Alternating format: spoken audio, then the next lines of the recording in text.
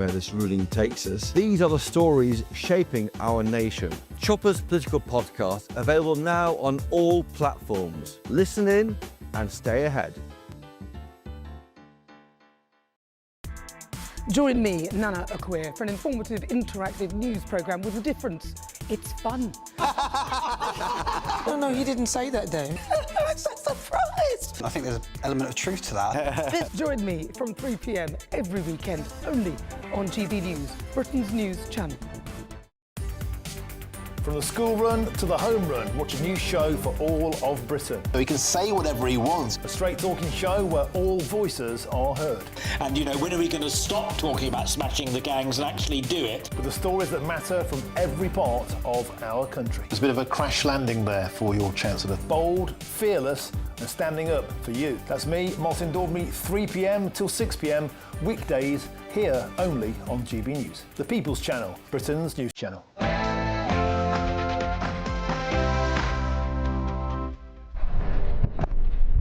Good morning and welcome to Trooping the Colour here on GB News as we celebrate the official birthday of His Majesty the King. Over the course of the morning, more than 1,400 soldiers, 350 musicians and 200 horses will parade for the monarch, showcasing the very best of British military.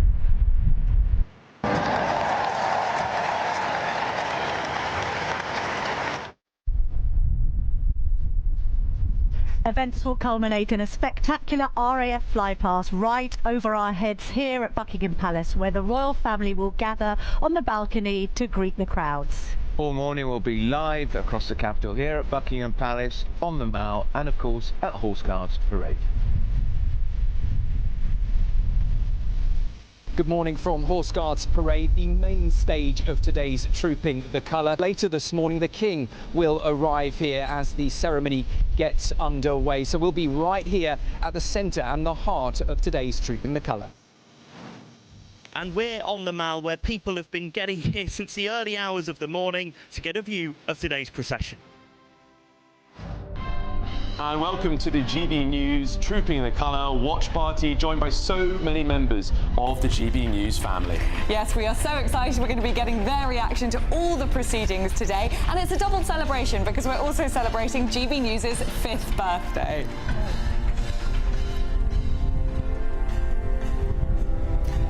Thank you for joining us this morning as we enjoy a great British spectacle together.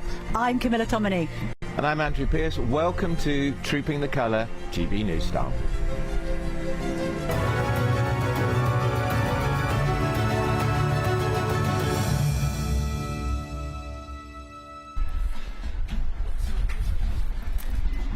Welcome to Trooping the Colour here on GB News, and what a spectacular day we have here, and Andrew. The band has already started. It is magnificent. The sun is shining. The crowds are here. There are thousands of people here already. They've been here since 4 a.m. I know, God love them. They've queued in good British style for this amazing display of pomp and pageantry. We're joined here by GB News' royal editor Cameron Walker, and indeed military expert and all-round expert. Can we call you that, Michael Ellis? Well, Michael Ellis is going to be filling in the gaps of our knowledge, because while Andrew and I are seasoned royal watchers, we're not necessarily... We're not brilliant on the military. We're not great on the military. No. We'll be asking you all of the important questions. Michael Ellis is brilliant on the military. Oh, Michael Ellis is brilliant on almost all subjects. And by the way, we are going to be discussing the political backdrop to all this, because we've got this extraordinary situation with John Healey, the Defence Secretary, having stood down along with Al Khan's. Healey's been replaced by Dan Jarvis, is going to be making his first official appearance today as the new Defence Secretary. And of course, this row over defence spending is somewhat overshadowing things behind the scenes. Listen, not down here. Of course, it's a case of keep calm and carry on, not just for the military, but the royals. But I would imagine there's many conversations going on behind closed doors, Michael, about what has happened in the last 72 hours.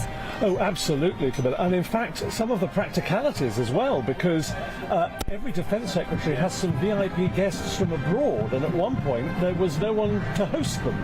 Well, we had no Defence Secretary for much of the day earlier in the week. So I think there has been some serious concern about that, but the reality is today is an opportunity for the rank and file really to show their stuff. It's the nearest thing we've got to a national day in this country, and I think it's really important that the rank and file are going to show how proud they are to serve their king and to troop their colour. Today, the Grenadier Guards. And it will ram home the point to the Prime Minister how important military is to this country. Yes, of and course. yet we know he's putting welfare spending before the military, because this defence investment plan, the inappropriately named defence investment, is still not published. They're still wrangling and arguing over it. It's supposed to be raising defence spending to 3% of GDP by 2030. The chances agree that it's barely 10.6%. It's a matter of priorities, Yes. and the government has decided that other things like welfare and net zero are a higher priority. Today is the military having their opportunity to show how they are the best and how they should be given priority. And of course, our armed forces serve throughout the year in conflict zones and to support others in distress all around the world. And today, the Grenadier Guards will have an opportunity of displaying a colour which would show over 40 distinctions on the silk damask colour that they will be parading in front of the king. Since 1680 until 1991, over 70, in fact about 78 distinctions have been won by the Grenadier Guards, where their brothers in arms have fallen in battle for their sovereign and their country. And that's the spirit, the sacred spirit that they will be displaying in their flag that they troop in front of the king today. Also, the Grenadier Guards, just looking at them there marching, Michael, they're so distinctive with their scarlet tunics and their bearskin hats. Absolutely. They're the soldiers people think of seeing. If they're coming from abroad and they come to London, those are the soldiers they want to see. But what distinguishes them, Camilla, is a little white flash, a hackle it's called, in their bearskin. That tells you they're grenadiers, because if they were Scots Guards, for example, they wouldn't have a colour in their bearskins. The Welsh Guards have a green and white hackle in their bearskins. So this is how you can tell them from a distance. Another way is by their buttons on their tunics. Grenadier Guards have buttons in singles. Coldstream Guards have the buttons in twos. The Scots Guards have their buttons in threes. The Irish Guards have their buttons in fours, and the Welsh Guards have their buttons in fives. This is the knowledge. This is the knowledge we're waiting for. We said he's got the detail. Cameron, do you think this whole welfare versus warfare budgetary row is going to have permeated through the walls of the palace behind us? Oh, the king is definitely aware, and his staff will definitely be aware of the plight of the armed forces of the United Kingdom. Of course, the king, Colonel-in-Chief of the armed forces, and he has not only a huge affection for the armed forces, but he really cares about their welfare, as does the Prince of Wales as Colonel of the Welsh Guards, the Princess of Wales, Colonel of the Irish Guards, and the Queen, of course, Colonel of the Grenadier Guards, who are, as Michael says, trooping their colour later on today. So it clearly will hit home to him, but of course he has to, and always does, remain above politics. So this, for him, will be purely ceremonial. But a point which I think we can add to this is, for the first time ever, the streetliners, which is usually made up of other household divisions, is being made up this year, was additions of it will be members of the RAF and members of the Royal Navy. That's never happened before in the 300 or so year history of trooping the colour. The reason being, the MOD tells us, is because the foot guards who usually would be doing it are too busy on overseas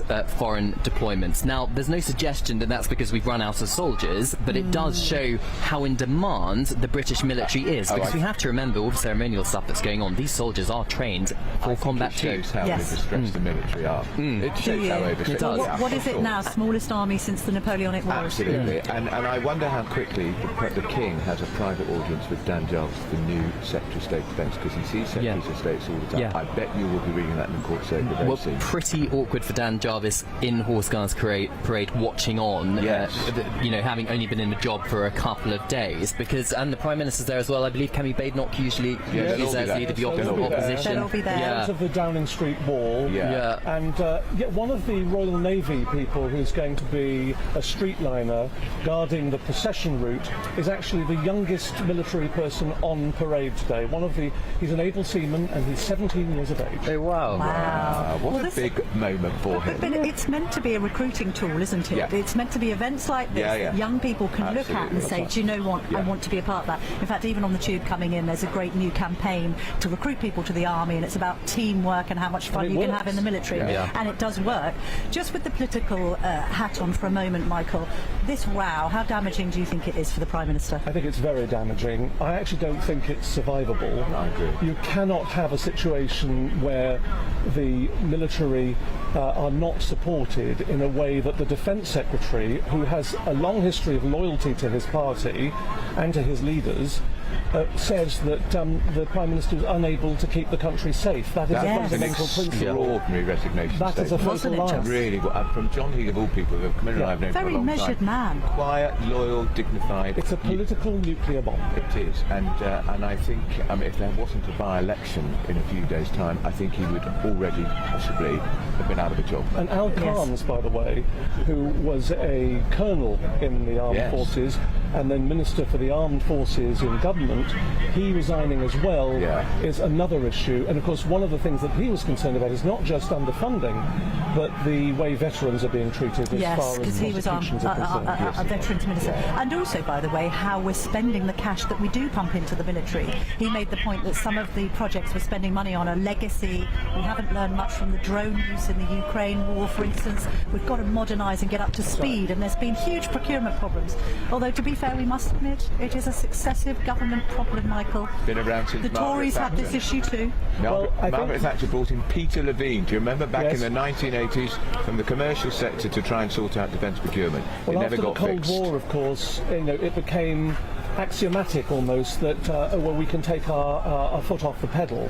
And there's been an under-investment in the armed forces really for over 30 years. Germany's spending more than us now. Extraordinary. Yes, extraordinary. And Miller's point about how you spend those resources is important, because they're finding, for example, the Americans are finding in the Middle East that a multi-million-pound Patriot missile is being used to shoot out of the sky a drone that might be a few £1,000s. You're spending millions of pounds to destroy something worth thousands. And of course the Prime Minister was supposed to be at that drone factory in Swindon only yesterday with his new Defence Secretary, pulled out, and the Defence Secretary spoke to the people at that factory behind closed doors, the media banned. What an extraordinary I wonder why, Andrew. I wonder why he pulled out. Amazing, but it just is such a bad look on the eve of this great display of British military might. Yes, indeed. Shall we go through the timetable for today, chaps? Let's just see what we've got coming up, because it's lots of fun. The sun is shining and there's lots to see and report on.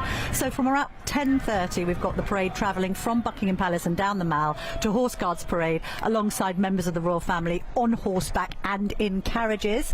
You've pointed out, Cameron, the King is not on horseback. He hasn't been since he suffered from his cancer diagnosis and treatment. So 2023, his first King's birthday parade, was the one and only time as sovereign he travelled on horseback. I think Noble was the horse. It was Noble. Good memory for me. No, he didn't. He certainly did not behave very well. But yes, since then he's been in the carriage, and we're expecting him to be in the carriage today too. Princess Royal Princess Anne at the great age of 75 will be horseback. Oh, I think so. She's a great horsewoman. Carrying a gold stick. Yes, gold stick in waiting. Carrying a gold stick. Now, tell us what the gold stick's about. Well, it's a signification of how she is the closest protection to the sovereign.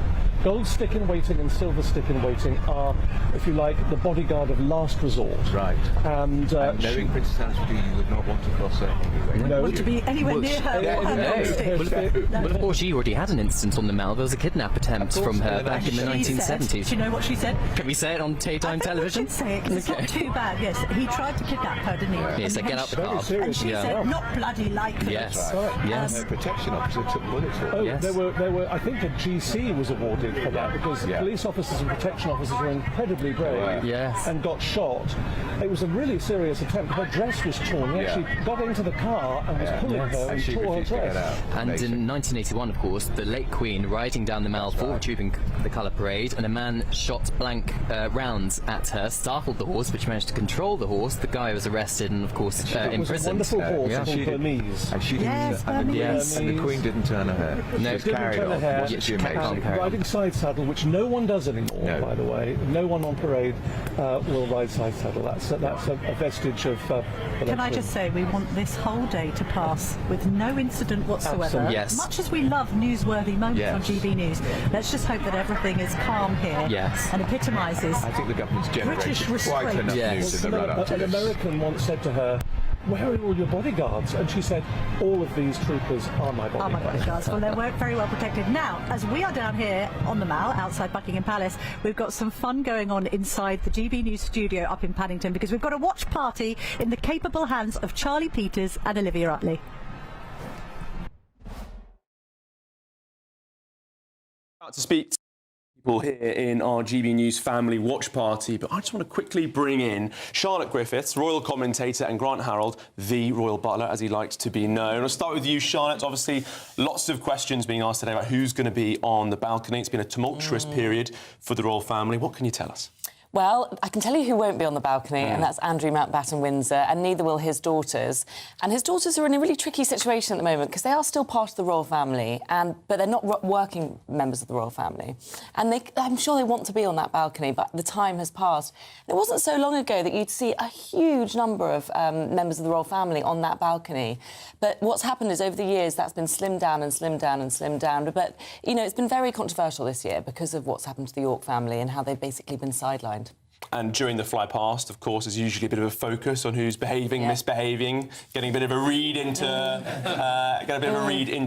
the body language, don't we? So we're keeping a close eye on that as well. Oh, my favourite part of the year, and I know it's yours as well because we talked about it this week, is Louis and seeing what Louis gets up to. Is he going to pull a face? The tragedy is he's starting to grow up and behave well, and I'm devastated. I want him to pull a face and do all of that. So, yeah, I can't wait to see the kids on the balcony this year. And Grant, you have the inside scoop, as it were, all of your experience working behind the scenes in big ceremony occasions like this. What would it have been like this morning at Buckingham Palace? It's like any other day for the King. He kind of takes this as part of his daily routine. So, but when I was there, normally he'd be up at Highgrove, he would travel up for it and then return back. And the day just went as normal. And I think even still to this day, he still returns to Highgrove at the end of it just to kind of get back to normality and get back to doing what he loves, being in his garden at Highgrove. Obviously, the soldiers are on display, the airmen and sailors as well. They're putting on a show for us as well. But do you think the royal family, do they feel the pressure as well on this occasion? I think they feel the pressure. I mean, I think the King, this is a really important event in the royal calendar. You know, it's something that all the family like to be part of. You know, as you mentioned, they're all on the balcony. You still have, it's not the same as it was 10 years ago, certainly not the same with the amount of members on the balcony, but the families still get together. It's a chance for them also to kind of see each other because, you know, it's a family occasion as well. OK, Grant, Charlotte, we'll be back with you throughout the watch party, but no offence, you two, we've got to go to the main event, which is the GB News family, and Olivia Utley, take it away. Well, we do indeed, and we're very honoured to be joined today by a veteran here. We've got William and we've got his wife, Beryl. William, I'm going to start with you. Obviously, this is a really grand display of military might, and it's beautiful and exciting. We don't want to take away from that. On the other hand, it's been a pretty tough week for the military. We've seen the resignation of John Healey and Al Cairns. They just don't think there's enough money for defence. Do you think there's a bit of a weird tension going on here between this beautiful display and the reality of what's facing Britain's military? I think they're trying to be left-wing. That's the problem, actually, this government. And I don't think they should be guided that way. And we should be simply against them. I was myself when I was there. Mm. And you served, you've been in military parades yourself. You were in a military parade in Kuala Lumpur. Can you tell us a bit about that? Fantastic. I bet. Fantastic. All sorts of regiments which belonged to the Crown at that time. The Gurkhas, the Scots, all sorts of people like that. Rather wonderful. And actually, we were hardened soldiers, and we were proud to be on that. Oh, I bet you were very proud, and it sounds like your wife, Beryl, is very proud too. She told me all about your military service here. Beryl, I'm going to ask you a quick question as well. There are people saying that why the government isn't spending enough on defence is because there's too much money going to welfare, going to benefits. What do you make of that? I'm not quite sure about this, but I do think that the government are very inexperienced. I think they didn't expect to win. They have no idea how to acquire the money or spend the money, but they're aiming at most families, really. I think most families are feeling the pinch now because of it, and I do feel that we do need to spend as much money as we can on defence because we're very lacking. Our borders are porous at the moment, so if any Russia wanted to invade us, they could walk in quite easily without any... we haven't got enough troops. I mean, I'm surprised there's so many troops here today because a lot of them have been serving abroad, being brought abroad because of the war in the Ukraine and in the Middle East as well. So I think it's a very good turnout from what I can see so far. Well, I agree, Beryl. I was actually listening to Cameron Walker earlier saying that there are fewer troops here celebrating the Trooping the Colour than usual because so many of them are serving abroad. Now, I warned William and Beryl that I was going to speak to them. I haven't warned anyone else, but is there anyone I can pick on? Yes. I'm going to pick on this lady. I like your red dress. Thank you very much for coming here today. On a bit of a lighter note, this is the King's 4th Trooping the Colour, I think. I keep saying this. I haven't actually checked my facts, but I'm pretty sure it is the 4th. It was 22. What do you think? What do you think of the King's reign so far? How do you think history will remember King Charles? I don't know, really. I think they will, because he's waited for so long to become king, and his mum's a hard act to follow at the end of the day. Yeah. She is indeed. I can see some nods around me to that. Well, thank you so much to our fantastic GB News audience here, and we'll be back with them throughout the show. But for now, back to Camilla and Andrew. Well, thank you to the Watch Party. We are here at Buckingham Palace. The atmosphere is fantastic, the sunshine is glorious, and we're going to bring you all the moments here right after this break. Bold. They are under no illusion. Ray. Are you a human trafficker? Boundless. I've had enough of the nonsense, and I'm not afraid to say it. Don't get us on the BBC. Every weeknight, I tear through the headlines. The smell of gasoline. Should we be worried about it? From Westminster madness to cultural war chaos. What we're going to do now, they are throwing things out the car as we speak. Get ready, Britain. Here we go. Patrick Christie tonight, weeknights from 9 p.m, only on GB News, Britain's news channel. At GB News, we love to hear from you, our loyal community. So drop us a line at gbnews.com/yoursay. There you can talk to each other and also to the presenters live on air. gbnews.com/yoursay, because GB News is your channel, Britain's news channel. I've been in Westminster for a long time, but I know that though power may be here, its effect on people's lives is across the whole of the country. We may be where rules are made, but it's where they're implemented that matters. Join me, Jacob Rees-Mogg, for forthright and frank discussion on where Britain has come from, where it's going, and where it will end up. That's State of the Nation, Monday to Thursday, 8 to 9 o'clock. Vox Populi, Vox Dei. Join me, Nana Akweer, for an informative, interactive news programme with a difference. It's fun. No, he didn't say that, Dave. I'm so surprised. I think there's an element of truth to that. Join me from 3 p.m. every weekend, only on GB News, Britain's news channel. 5 hosts, 5 opinions, 5 fearless debates, 5 unfiltered takes on the day's news. 5 reasons not to be anywhere else on Saturday night.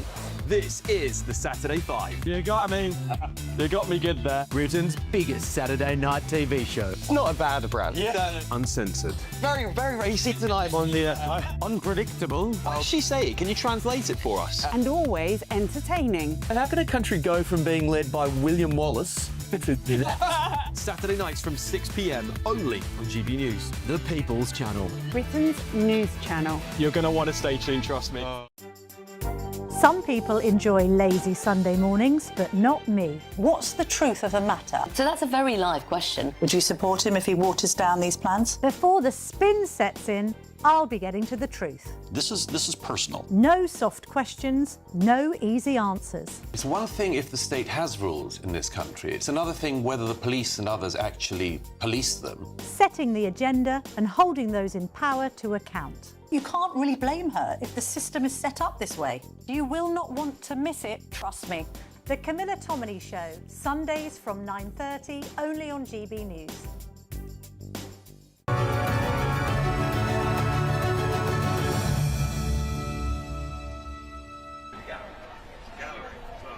Welcome back to Trooping the Colour here, live at Buckingham Palace, the heart of the action on GB News. I'm Camilla Tominey. I'm joined by Andrew Pearce. Very much. Very glad to be here. We're both joined by Michael Ellis and Cameron Walker. We've got about, chaps, I think, 10 minutes until we see a royal. We will, yep. But before that, you've spotted something, Cameron. Yes, we saw the King's Troop Royal Horse Artillery just ride past with their World War I era guns. They'll be firing a gun salute in Green Park later on, 41 gun salute. But quite poignant for them this year. Of course, they take part in the King's birthday parade too at Horse Guards Parade. But poignant because they lost one of their own, very tragically, very sadly, at the Royal Windsor Horse Show just a month ago, I think. Lance Bombardier, Ciara Sullivan, I think she was only about 23 years old. So incredibly hard for them. So during the rehearsals for Trooping the Colour, during the one of the rehearsals they wore black armbands, and then last weekend or 2 weekends ago during the Major General's review they actually held a minute's silence during the rehearsal. Because she actually had an accident, didn't she? She came off her horse. She came off her horse. We're not entirely sure of the details. Don't think the inquest has happened yet, but yes, there was some kind of accident, and unfortunately she did pass away. But she would have been taking part today at Horse Guards Parade, and that's what's so hard, I think, for the King's troops today. And emotional for her family. Yeah, really, absolutely. The King paid tribute to her and has written privately to her family, as I believe the Prince of Wales has too. I was at Windsor Royal Horse Show that very day, and I've watched them, and they look so magnificent, the horses, and the accident must have happened about half an hour after I left. Terrible. Well, when we look at the cast of characters that's involved in today, I noticed Simon Brooks Ward's name, and he's been running that Windsor Horse Show for many, many years. Michael, in terms of the history of this great event, take us through it.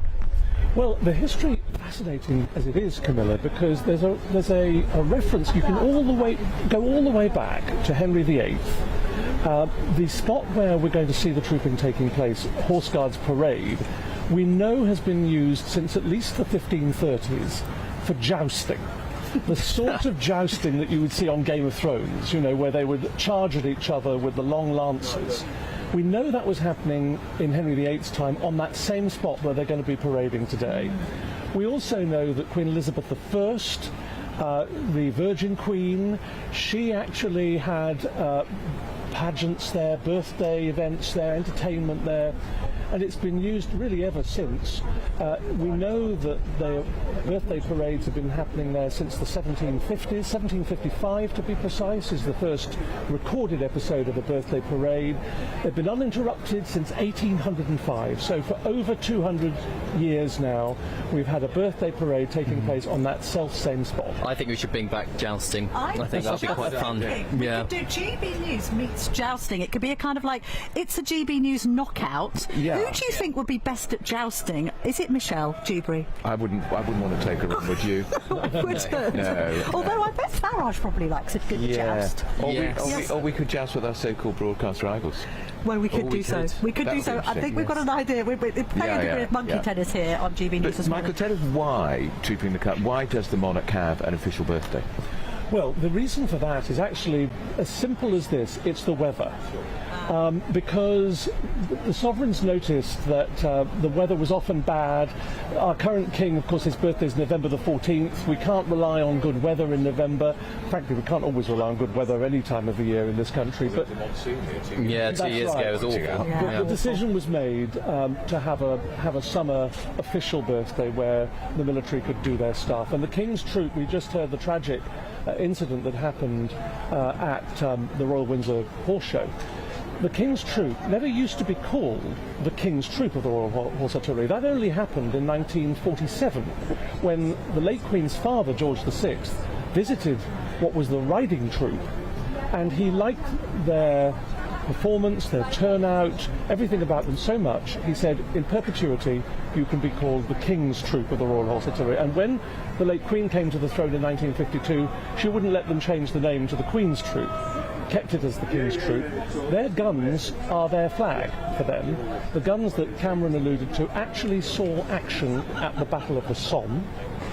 They date from 1904 and they were in use in World War I. They don't work now. I think one of them may actually work, but they are very much the representation of the honour of that particular artillery group. Now, Michael, the pomp and pageantry is beginning in earnest here. What are we looking at on the screen? Well, they're preparing now and entertaining the crowds. That, I think, is on Horse Guards Parade.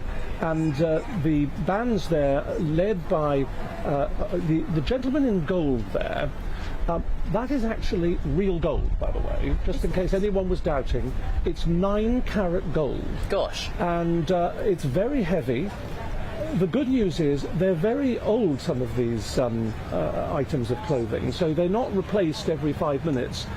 Some items of clothing that you'll see here are well over 100 years old, but it's an indication that they are part of the royal household, and they only wear these clothing items when they are performing and marching with the king or a senior member of the royal household.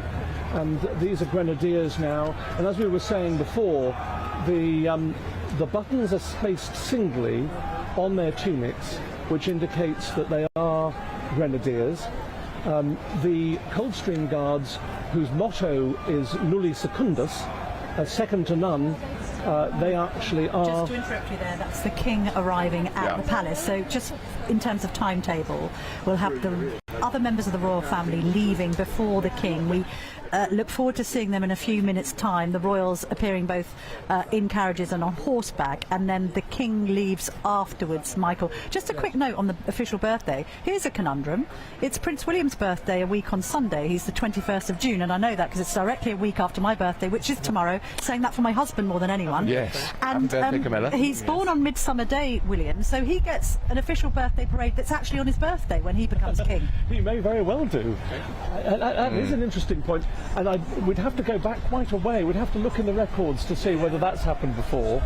I suspect with Prince William's cost-saving measures and how he wants to change the monarchy, that perhaps he will only have one birthday and not 2 official birthdays, since it's so close together. As long as he keeps this going. He will. Yes. I understand he still plans to keep big ceremonial events going. I know, we don't want this scaled down. No. We don't want this You done won't. on You a won't. shoestring. No. I know the naysayers, there's some campaigners from Republic and others who don't want to see any of these events, but they're in the minority. I think the majority does enjoy them. Easily pays for itself. I was in Denmark a few weeks ago, and you can walk right past the royal residence. It's extraordinary. You can almost knock on the front door and they will open the door and give you directions. Bicycling royals. We don't want that. Do we want royals on bicycles? No, we do not. No, we don't. We don't. Oh, hello. We've got the National national anthem playing now because of the arrival of the King at Buckingham Palace. Royal Standard, aloft, balcony prepared.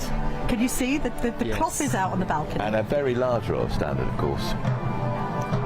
Somebody once said that Royal Standard was the size of a football pitch. That's Tennis court. It's a tennis court. Yeah. So Michael and I were doing a bit of digging on this flag. Yes. As Yes. now And it is a going to call myth. It is a myth. So the flag's 38 feet wide, which is about half the size of a tennis court. Yes. So it's still pretty Yeah. big, but no, not a full Now, tennis. the kettle drums that you can hear there during the national anthem, there's some history to those kettle drums too, because one set of they're solid silver. One set was gifted in 1805 by King George III. The other in 1831 to the Blues and Royals by the King William IV, and they're still in use today. These 2 sets of solid silver kettle drums. They're worth an absolute fortune. Apparently they cost 1,000 guineas 200 years ago. I have no idea what they would cost now, but I don't know, Andrew, but I presume they keep them under very secure lock and Only to be key. handled with white gloves, I would imagine. But they're out every year. Hold that thought, Michael, because I'm conscious that we're going to have to pan back to here very shortly for the Royals. And actually, Jack Carson, GB News' national reporter, is with the crowds in the Mall. Let's cross to him now. Jack. Thank you very much. Well, we were here.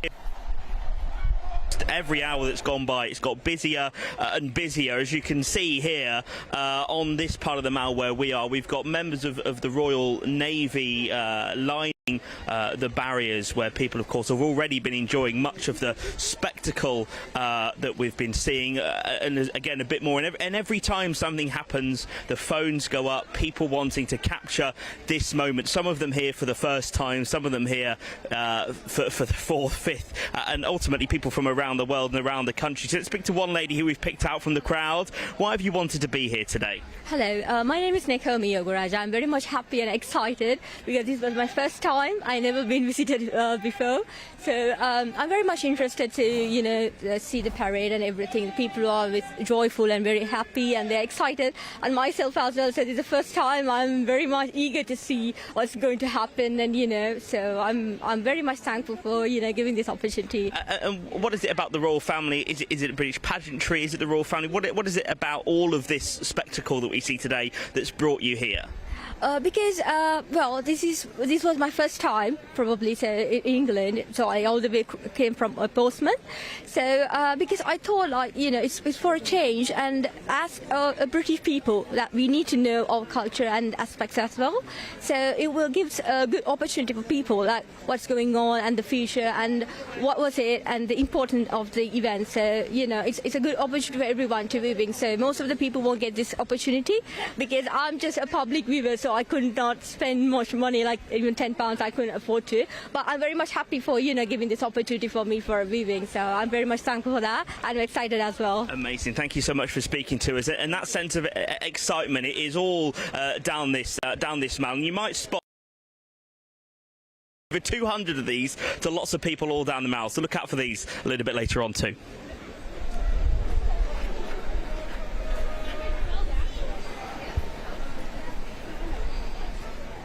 Thank you very much indeed, Jack, who is in the Mall with all of the crowds there. Andrew Pearce and I are joined by Sir Michael Ellis, former Attorney General, and our Royal Editor Extraordinaire, Cameron Walker, for the scenes unfolding behind us. I mean, we just had some wonderful footage of Horse Guards, Michael, and the precision with which those troops are lined up. How many times have they actually practiced this? And I mean in terms of a dress rehearsal? Well, in terms of full dress rehearsals, they've had 2. Right. But they have actually been rehearsing and practicing in various states of dress. Always fully clothed, I might add, but yes. you know what I mean. Since Easter. Wow. It's a lot of work. But they have something that they're very proud of, and that's the history of their regiment and the service that their brothers-in-arms have given over the course of now 370 years precisely.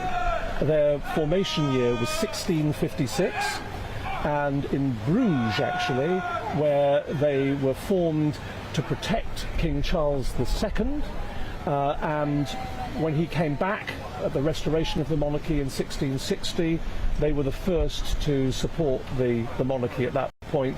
Hence, they are first in precedence, and why they are their buttons are in singles, and why they are ranked first in terms of their history. So this is a very long established, 370 years this year, and they're very proud of their history. Their battle honours, as I was saying earlier, 78 different distinctions sewn in silk and gold thread on their standard that will be trooped today, that date from Tangier, a battle they fought in 1680, right up to the Gulf in 1991. And I think about 45 of those honours can be fit on the flag of the 78 distinctions. And when we see the King, he will be in full... I expect him to be in the Grenadier Guards uniform, actually, and his tailor, Andrew, is a chap called Malcolm Plews, who makes these military uniforms, and of course he has to make at least 5 different types of household division uniform, because the buttons are spaced differently. You can't move the buttons only because the buttonholes are in the wrong place. So the King, I expect, will be wearing Grenadier Guards uniform today, and perhaps they'll have made it for him in a lighter cloth, because often it's extremely warm. Yes, although I have a little secret about the men in the royal family. I think that King Charles follows in his late father's footsteps in trying to not put on any weight or lose any weight, so that all of their outfits don't need to be adjusted. So Prince Philip famously boasted that even at the ripe old age of 90 plus, he was able to get into the Royal Naval uniform he wore on his wedding day. Very impressive. To ensure that the tailors didn't have too much work to do. And he used to do all of these RAF style exercises, didn't he, in the morning, which I believe Charles and indeed William also do. And I mean, Charles is still wearing suits from 45 years ago. Yes, he's got his favourite barber jacket, which is falling apart. Absolutely. And shoes. Yes. And shoes, And Princess Anne rewears wedding outfits. Oh, just at Peter Phillips. She loves a recycled outfit. She does.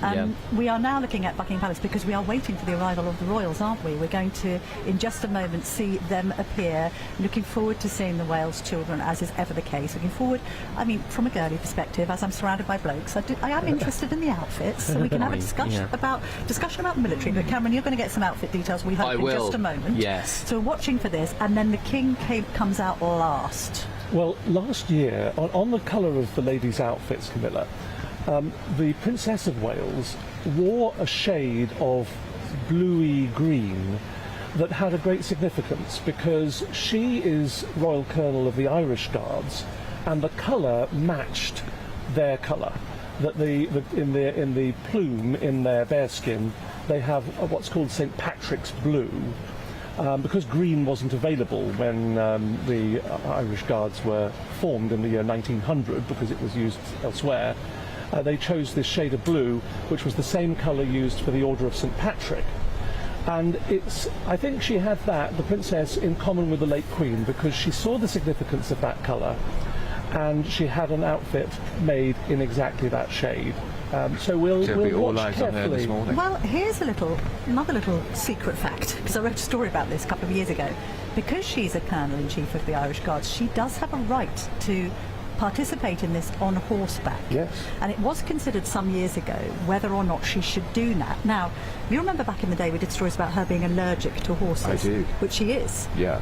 They discussed it, but they felt that with all of the surroundings, imagine if you are not as accomplished a horsewoman as, say, for instance, Princess Anne, and let's be honest, she won a silver medal at the Olympics, so who is?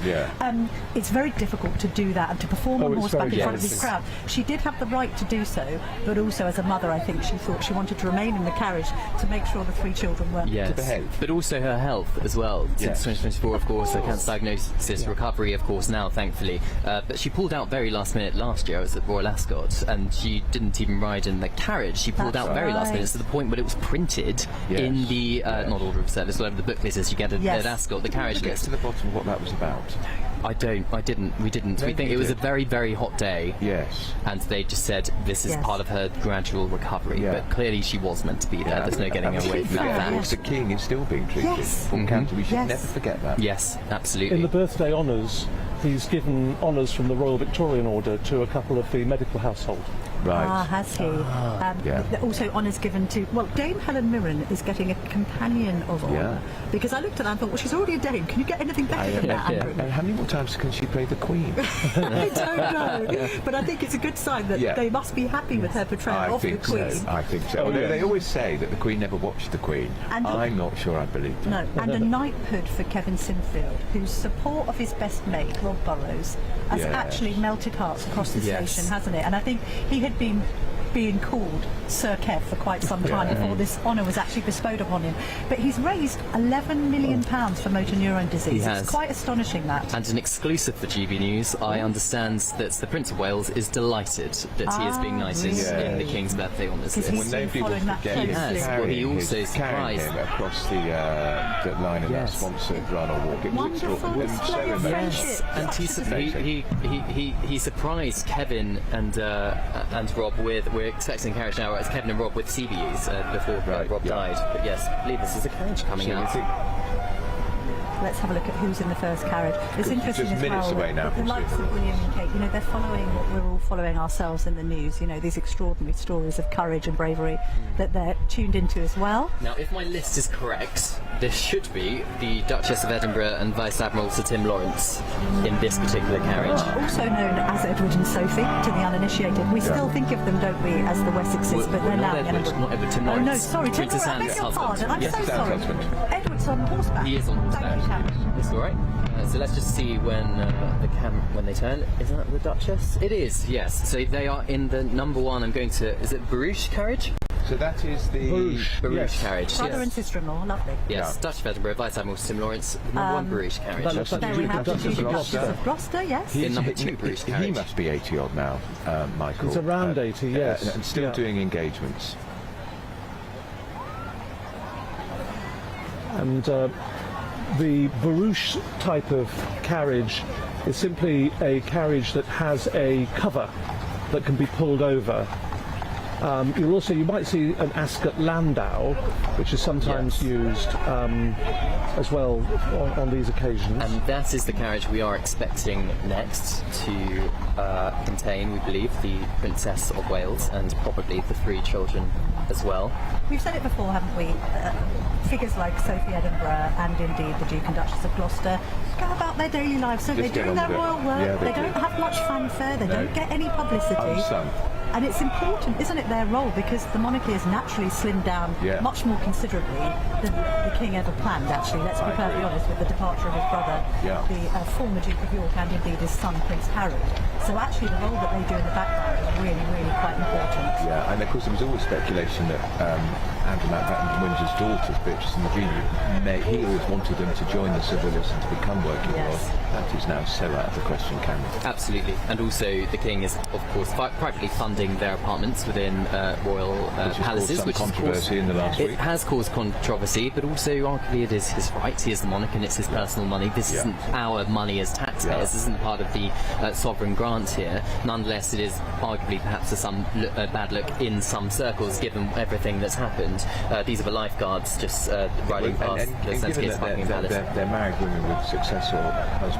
Very rich husbands, I might add. And people thinking, why do they get a free apartment in the St James's Palace complex? Yes, but we will not expect them on the balcony of Buckingham Palace later for this flypast. It's only going to be working members of the royal family, as has been custom really since the pandemic, really, and the Queen's Platinum Jubilee. Wedding of Peter Phillips just last weekend, didn't they? Yes, although an affectionate kiss on the cheek between Prince William and his cousin Princess Beatrice. But they do get on. I mean, this is the thing as well. Eugenie's very close to Harry and Meghan, isn't she? They were together quite shortly after I wrote the story about Harry and Meghan being an item. In age too, of course. And there's a very close relationship, isn't there, between Prince William and Zara Tindall and Mike Tindall, who gets along with all of us, the royal family famously. On the apartments thing, what are we saying then? That really, if you're going to have an apartment at St James's Palace, you've got to be on the royal roster. You've got to be a working royal rather than just a royal. Is that what we're saying? Well, this is something that later on this year will be very uncomfortable for the royal family, because the Public Accounts Committee in Parliament, bearing in mind MPs usually do not discuss the workings of the royal household of Buckingham Palace, will be probing that report by the National Audit Office about why this appears to be the case, that non-working members of the royal family have effectively free or very little rent apartments within royal I can remember when they first moved into that block, there was a row too, because millions of pounds had been spent of public money renovating the apartment. Yes. It's just an opportunity for the anti-monarchists to really have a go. And the reality is that the amount of money that is brought in by spectacles like this on tourism alone, look at them out there now, is enormous and pays for itself many times over. Is this another carriage? It does look to be. Cameron, who's next on the list, do we think, is going to come out? I think it's the Princess of Wales, Prince George, Princess Charlotte and Prince Louis, if my list is correct. I'm amazed at that. In the Ascot landau. You will behave. He will behave. Very well behaved. I mean, as a mum, I do look at these major events and think how well behaved these children are, and how in command of them Catherine is a sight to behold, because it's not easy. Of course, they're a bit older now. I think when she had them was toddlers. And that is His Majesty the King and the Queen in front. Interesting. It is. I'm not sure, because usually it's correct. Usually they do come out last. I'm not quite sure what's happened there, but I do have outfit details for Her Majesty the Queen. If you're interested, if I can find the right she looks WhatsApp like she's group. wearing red or pink from where She's wearing red, I sitting. Yes. I'm on the wrong group. Is that because she wants to match with the Grenadier Guards, perhaps? Yes, probably. Quite possibly. Keep saluting. Oh, lovely. It's nice to see police constables in their tunics and white gloves as well. One doesn't see that not very all of them, often. Michael, I've No. noticed. No, they used to all line the route dressed like that, but I'm not sure they all are now. So here we are. So that is the Princess of Wales, Prince George, Princess Charlotte, Prince Louis. I've now found the correct documents. So the Queen is wearing a red silk crepe Grenadier Guards uniform dressed by Fiona Clare, a black beret with white plume and cap badge of the Grenadier Guards by Philip Tracy, and the Grenadier Guards brooch. The Princess of Wales, I also have details for her outfits today. She is wearing a Catherine Walker dress. Is it white? It's a light green dress? Light green or light blue? Light blue. Light blue. Just coming around there. Powder blue. Well, it's Catherine Walker, a hat by Philip Tracy, and an Irish Guards brooch, because of course she is Colonel of the Irish Guards. Yes. She is also wearing earrings by Cassandra Goad. So there are the outfit details for the royal women. All the cameras clicking, people waving And furiously. the Princess That's Royal, the Princess Royal on the her Prince horse. of Wales, and the Duke of Edinburgh on horseback, escorting His Majesty the King. They, of course, escorting his royal colonels, Princess Royal, Colonel of Blues and Royals, Prince of Wales, Colonel of the Welsh Guards, and the Duke of Edinburgh, Colonel of the London Guards, and Cameron, we can hear cheers from the crowd, and I think, are they cheering the Princess of Wales? I think they're cheering all the royals. I think they're cheering all of And them. the children. We've got Princess Charlotte there with a lovely bow in her hair. Yes. Looking immaculate. That blue is a lovely colour. Really lovely colour. And Prince George has grown a lot in the last 6 months. Yeah. He has shot up. He's almost as tall as his mother now, and his mother without heels on is 5'8". So I think he's close to that. And I'm As we were 5'8". discussing earlier, he is 13 next month, and therefore, as any parent knows, you have a boy in the house, and you go through puberty, and then you have a young man eating you out of house and home, raiding the fridge every 5 minutes if my own son has anything to go You have by. to look up to him when you tell him off. Oh my goodness, he's outgrown me. By the way, on the subject of height, another little factoid. Did you know, chaps, that you used to have to be 6'2" to be a Grenadier Guard, but you can now be 5'10" to do it? Well, I still can't be a Grenadier Guard now. I'm only 5'8". I know. Shame. I know, but you can have a beard now, I believe. The king, the This king is waived an that rule. outrage. The Yes. late Queen didn't like beards at all. No, but the king has allowed it. So now you can have a beard if you are a member of the household division. For 100 years, beards were not permitted, and now And why? they are. Well, I think it was felt that it wasn't smart. Right. Now they are, but there are very strict rules. They have to be within a grade 1 or a grade 8 on the shavers. Grade 1 to grade 8, that is basically Quite a lot. from a little bit of stubble in the style of George Michael all the way through to resembling God, having a massive beard. I'm not sure. I'm not an expert on the shaving. I mean, a grade 8. You've got a big beard? I'm not sure. I think they can have got a grade great 8. beard. Grade I'm 8 sure we is know very that. generous. I'm a good Catholic, but I'm not sure God's got a I'm a great good beard. lass Catholic. All the best Catholics are. So the procession that's now heading down the Mall, with the streetliners from the Coldstream Guards, the Royal Navy, the Royal Air Force, and the artillery. What we're seeing now is the Duke and Duchess of Gloucester actually arriving at Horse Guards Parade itself. But the procession is very special. That's currently in the Mall. The Brigade Major leads. That's Lieutenant Colonel Charles Foynette. He's riding a horse called Percy, who's very tall, a 17-hand horse. And there are 4 young troopers, Andrew and Camilla, who've had a very special opportunity bestowed on them because they won the Princess's Cup, sometimes called the Richmond Cup. 2 of them are from the Blues and Royals, 2 of them are from the Life Guards, and they are the retinue now. They are protecting the king and his procession as it moves down the Mall. That's Trooper Spears, who's riding Valentino, Trooper Titherington, who's riding Revenge, Trooper Gasiorowski, who's riding Eep, and Trooper Newell, who's riding Warrior. They're all in their early 20s. One of them, I think, is just 20, and they have done so well in their respective regiments that they've been given this signal honour. I think they'll remember it for the rest of their lives. Yeah, God, amazing. I hope their mums and dads are here. I think their mums and dads will be very proud of them. Of course they would be. So where do the royals go now that aren't taking part in the parade? They go into the Duke of Wellington's office, Camilla. So it's an office overlooking the parade ground. It was used by the first Duke of Wellington, and his desk is still in there. and they'll be watching from above, and the Queen Mother used to do that, and Princess Diana when they were with us, and they'll be watching the spectacle.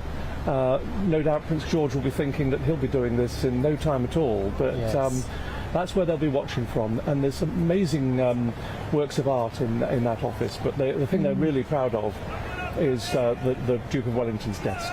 Yes. What does it do normally, the Duke of Wellington's office? Who's in there? I think it's still the office of the General Officer Commanding London District, the Major General James Bowder.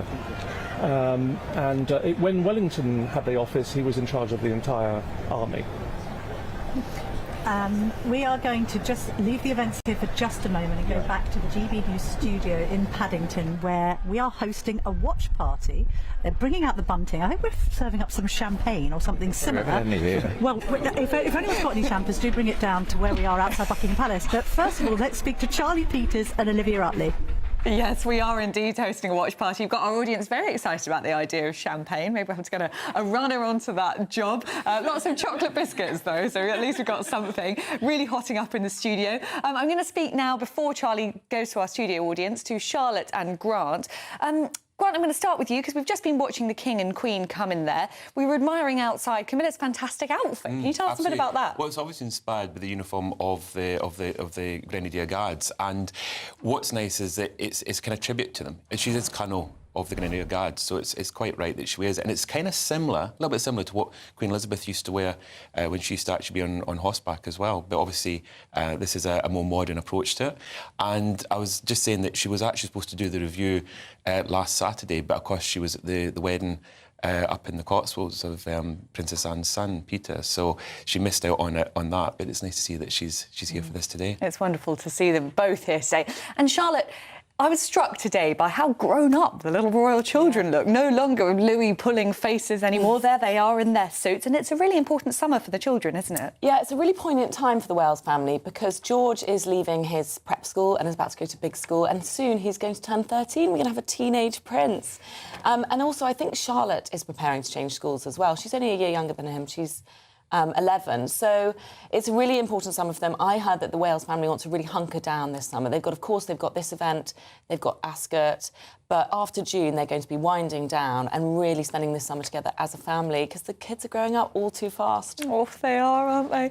Oh, I hope we see some antics from Louis, though. As you say, it's an exciting part, traditional part of the trooping. I'm going to pass over now to Charlie, who's here with our wonderful studio audience. Charlie. Thank you, Olivia. And let's speak to Gen, who's from Ukraine, moved here in 2022. How does it feel watching this? So far, all is going well. I'm really happy to be part of this community. Just coming back to the thoughts which we discussed 25-30 minutes ago, that will be really great to see when the UK, with the Britain coming back, recover the position of the Navy, of the fleet, of the history, which remain like a legacy from Admiral Nelson, and don't let him made upset. OK, again, thank you so much for your time. We're going back to the studio audience very shortly, but for now, back to you, Andrew and Camilla.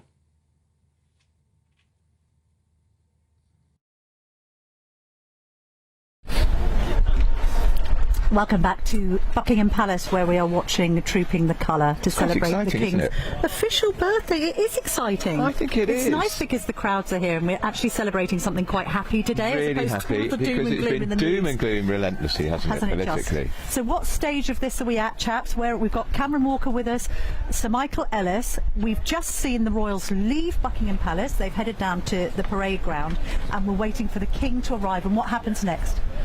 Well, they'll be currently getting close now, I think, to the parade ground itself, and the Prince of Wales and the others dressed, no doubt Princess Anne dressed in her Blues and Royals uniform, gold stick in waiting, Prince Edward, Duke of Edinburgh, also there.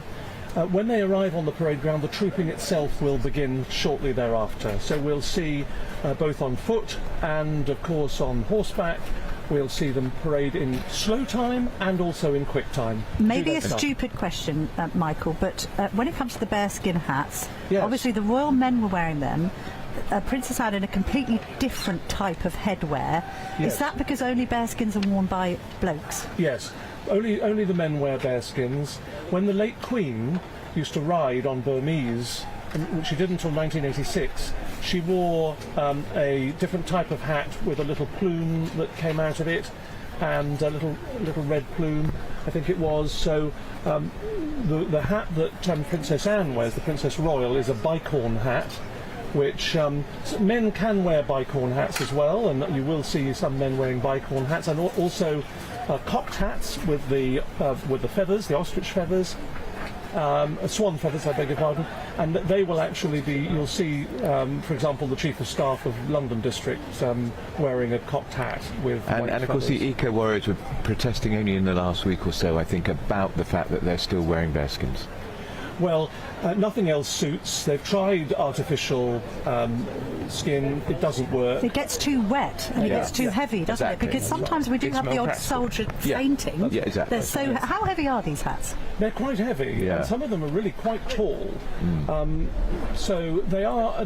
They're very hot as well. Yes. They're maintained actually by shampoo, by the way. You just use household shampoo to wash them. How do you know that? How do you know that? I'm just going to Head and Shoulders. My bearskin hat. Is it a case of getting any dandruff? I don't know what brand. Other brands are you sure? Okay, right. We need to know. But also, I'd just like to point out, because of all the eco-warriors who are saying it's so cruel, these bears are cold anyway in Canada. These black bears are cold anyway, so we might as well use their pelts for something. Yes. And it's tradition, actually. I mean, it's a tradition we like. It looks splendid. And by the way, it's after Waterloo that the Grenadiers were called Grenadiers because they won the battle. I know we're not supposed to repeat that if the French are listening. But let's repeat it again and again. We do have some French viewers. Yes. Despite they Brexit. don't mind. It's just a historic truth. It's history. So we adopted the bearskins because we thought they looked very impressive. Well, of course, they still do. More than 200 years later. Make them look taller as well. They do. And Michael, tell us about all these flags that are on show. Just remind us what they are. They're Commonwealth, of course. Yes, and they're displayed. I think I saw the Bahamas flag was one of them. These are the lifeguards. You can tell they're the lifeguards because they have white horsehair plumes. The horsehair plumes there are made of the same material that judges' and barristers' wigs are made of. Right. Again, this is top knowledge from Michael Elliott. And how do they wash those? With shampoo? I don't know how they wash those. They probably don't wash them at all. But the helmets that they're wearing, Camilla, are Prince Albert pattern. Because Prince Albert, the Queen Victoria's consort, designed the pattern of helmet in 1821, I think they date from. They certainly date from that era, and they're called the Albert pattern. And it's the cuirasses, I think, that's the metal breastplates that they wear that date from the 1821 period. But Prince Albert designed, slightly later in the 1800s, the helmets that they still wear today. And the King and Queen Camilla are arriving now. They'll have been escorted by the General Officer commanding London District, Major General James Bowder. Just to point out, if anyone missed it earlier, that the Queen there is wearing the dress of the Grenadier Guard, so that's why she's also in red. Red is the theme of the day. It's the colour of the day, folks. Absolutely. And she is, of course, Colonel of the Grenadier Guards as well. And of course, she's got a white plume because that's the white plume, no doubt, that she's emulating that the Grenadier Guards have in their bearskins. Yes. And I have full details of His Majesty the King's uniform. You were right, Michael. It was the Grenadier. It is the Grenadier Guards uniform. The uniform of a regiment's stricken colour Grenadier Guards. Sovereign wears the uniform of whichever regiment is being troops. He is also wearing the Queen's Service Order Medal, the Queen Elizabeth II's Coronation Medals, Silver Jubilee, Golden Jubilee, Diamond, Platinum, Long Service Good Conduct Medal of the Royal Navy, Canadian Forces Decoration, the New Zealand's Commemorative Medal, and the New Zealand Armed Forces. Very heavy decorations. Yeah, I mean, he is literally bristling with medals, isn't he? He is. And the Most Noble Order of the Garter sash. That's the blue sash. Yes. Is the Order of the Garter. And then when it comes to the uniforms of the other royals, so on horseback we have Princess Anne, the Princess Royal, we have the Prince of Wales, we have Prince Edward, the Duke of Edinburgh. Does it vary from trooping to trooping? Well, not usually, because the Prince of Wales will invariably wear the Welsh Guards as his Royal Colonel of the Welsh Guards. The Princess Royal will invariably wear the Blues and Royals. And the Duke of Edinburgh he's Royal Colonel of the Scots Guards and also the London Guards, so I think he might alternate, but I suspect it's usually the Scots Guards. The Princess of Wales, Royal Colonel of the Irish Guards. And the senior military behind the royal carriage there will include, for example, the brigadier who's silver stick in waiting, behind Princess Anne, the Princess Royal, who's gold stick in waiting, and other very senior officers, some of whom are in cocked hats. The 3rd and 4th divisions of the Sovereign's escort will be behind them. And there is an interesting point, because right at the back of the royal procession are a couple of farriers, Andrew and Camilla and Cameron, and these are they are the only 2 men that will have black plumes, and they look very distinctive because they're the ones that had to dispatch in quite a gruesome way wounded horses on the battlefield, and they carry axes. Oh. And they would kill the injured horse to put it out of its misery, and then they would chop off its hoof, because the serial number of the army horse is on the hoof. So to prevent any fraud, they would chop the hoof off of the dead horse and keep it, so they could then account for how many horses died on the battlefield. And That's why they carry axes. When did that particularly Coolish tradition end, Michael? Well, it ended a very long time ago. Yeah. Let's put it this way: the axes that they're carrying are brand new today. Right. The axes that they carried before that were 100 years old, and they were never used. I think probably the last time may have been World War I, but it was probably, I would suspect, the Boer War. But I should mention, actually, it was the Bell foundry in Loughborough that put a huge amount of effort to make these new axes. They'll no doubt last another 100 years. Yeah, no doubt. Can we talk about some of the horses who are taking part in here? So we have altogether, how many horses do we About have? 200. 200. And where do they all come from? Where are they kept, and how are they looked after, Michael? Well, most of them are from Ireland. So King Charles II in 1661 gave an order that his horses should mostly be black, and they are still now mostly kept black. Well, there are some exceptions for his household troops. For example, the drum horses are often not black, they're often greys. But they are looked after very, very well, and they're usually retired after about 15 years of age, something like that, and they have a very nice life. They are very, very well cared for. A trooper will spend about 5 hours preparing his horse. Wow. And 4 hours preparing himself. And 5 hours preparing the horse. What kind of preparations need to be made? I mean, I appreciate that the horses need to be groomed and dressed up, but do they also have to be prepared for a very long day for them, out and about, with all of the crowds, to get used to the crowds? Yes. Well, the funny thing is, Camilla, they enjoy it. The horses, it's well known by the riders that when some of the tunes that the horses really like are played, they recognise the tunes and their ears prick up. And that they know they're on parade. These horses know they're on duty. They're carefully manicured, literally manicured. Their hoofs are polished, and they are really very carefully cared for. But what takes a lot of time is what's called the horse furniture, the saddlery and so on. The King's Troop of the Royal Horse Artillery, their saddlery is so special.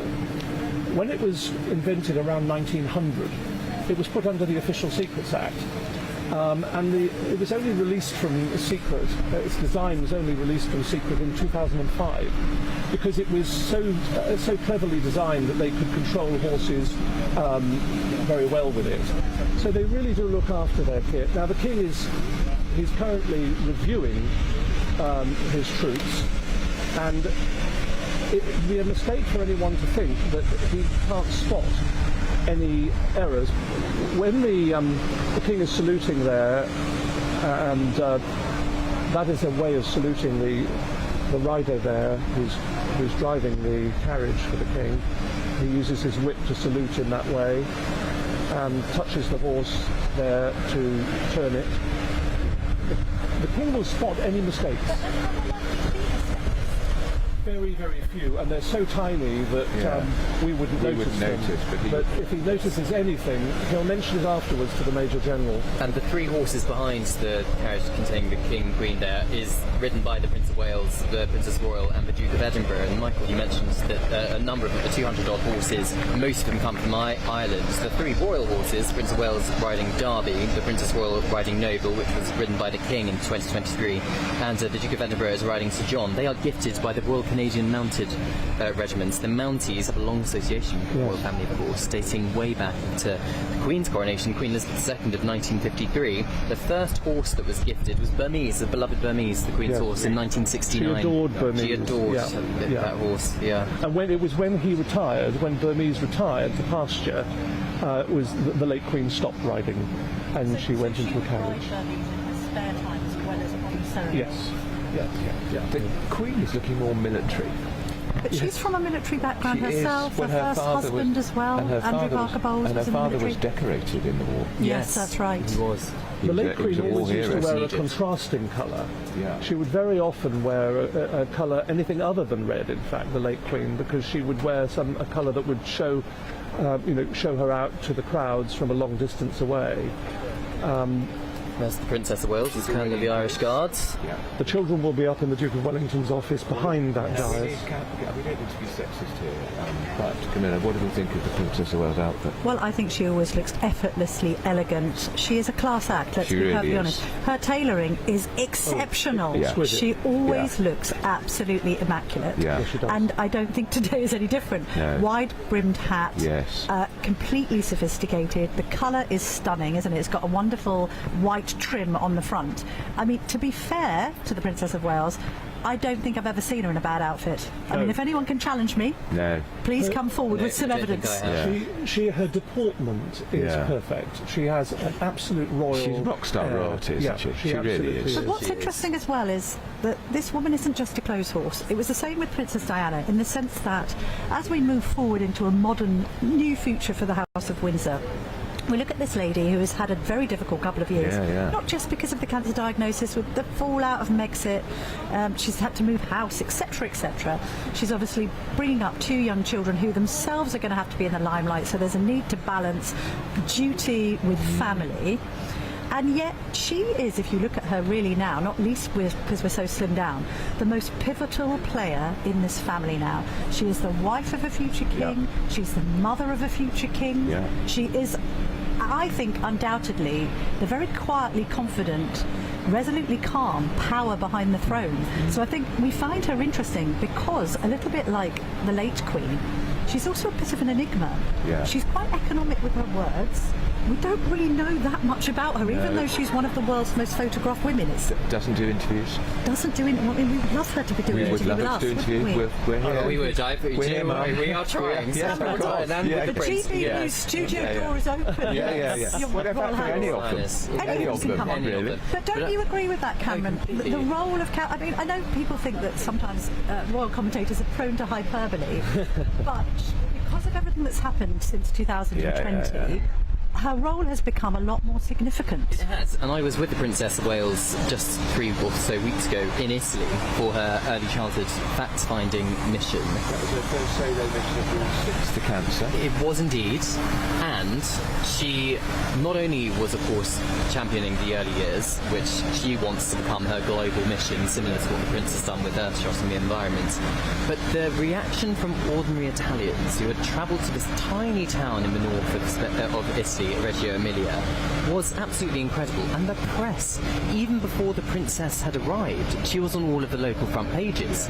You don't get that with other members of the royal family. I think the princess has that star power. The President of the United States clearly adores her as well, which I think helps. Didn't he lean into her at that state banquet and in the style of James Blunt say, "You're beautiful"? Yeah. It was when she was wearing that immaculate gold dress. She looks like a future queen. We don't make comparisons so much with Princess Diana Diana, but Princess Diana was a huge star. She has become the great star of the royal family. She has, but a lot of pressure on her. But I think the relationship with William, in terms of their star quality combined, is much more balanced than it was with Charles and Diana. They're a team. Because with Charles and Diana, she was such a star of the scene. She was an icon of the last century that actually she did overshadow him somewhat. Well, comparatively, because William has got his mother's stardust in him, as well as his wife's support. And I think the thing about Catherine is she has every reason to be a show-off, but she isn't.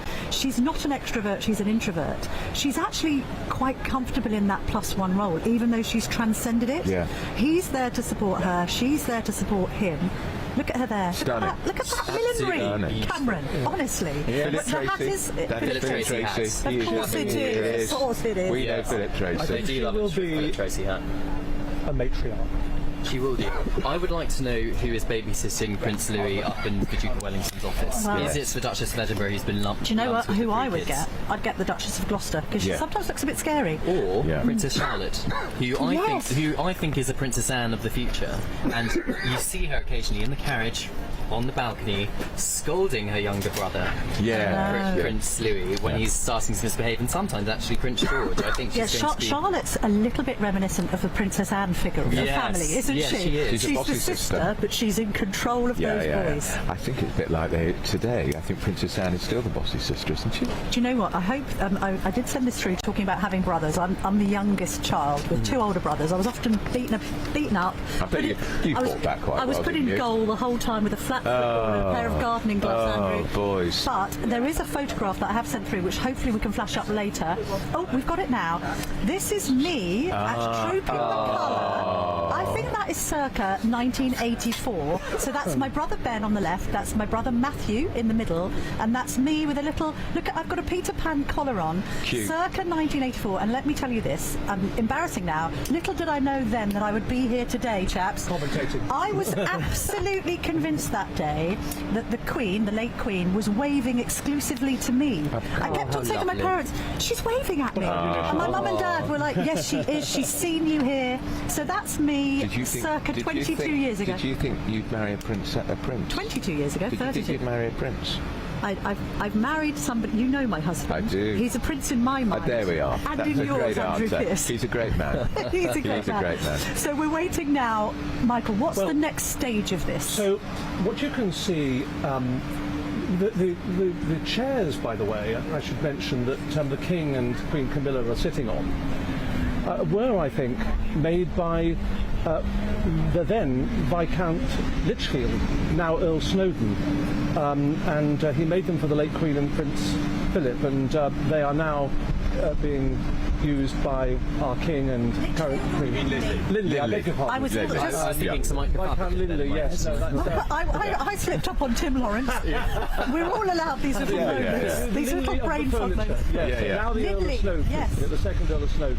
If anyone wants to shell out £5 grand on a side table, that's the shop to go to. It's in Pimlico, I believe. And by the way, the King and the Royals are facing the Guards Memorial across from them, where this parade is taking place. And it's 100 years old today. It was put in 1926, and it commemorated the fallen of World War I. It was damaged in World War II by an enemy bomb that landed nearby and took some chunks out of the stonework, which they decided not to repair. You walk past it today and you can see the blast damage from a World War II bomb on it. But it commemorates the fallen, it's the Guards Memorial for all of the household divisions. So, forgive me for asking this, but I thought that the Princess of Wales is going to be in the Duke of Wellington's office, and she isn't. Why is that? She's a royal colonel, so presumably that's why she's down on the dais, because she's colonel of the Irish Guards. But previously she'd been up in that Duke of Wellington's office. I'm sure she has. She has been. She became colonel in, was it 2023? Yeah, 24? This might be an innovation actually from the King, because I think that previous princesses of Wales were in the office. Yeah. Yes. We may remember from Princess Diana's time. I think it's also a recognition of his respect and affection for her. Don't you? They're very close. Very close, very close. And remember, they were both being treated for cancer at the same time in the same building. Yeah, at he the same. toddled down to her Remember, in his dressing gown. Yes. To talk to the princess, an extraordinary scene to conjure up, isn't it? A reception last week in St James's Palace for Cancer Research UK with Princess of Wales and the King and Queen. So it just shows that they work together.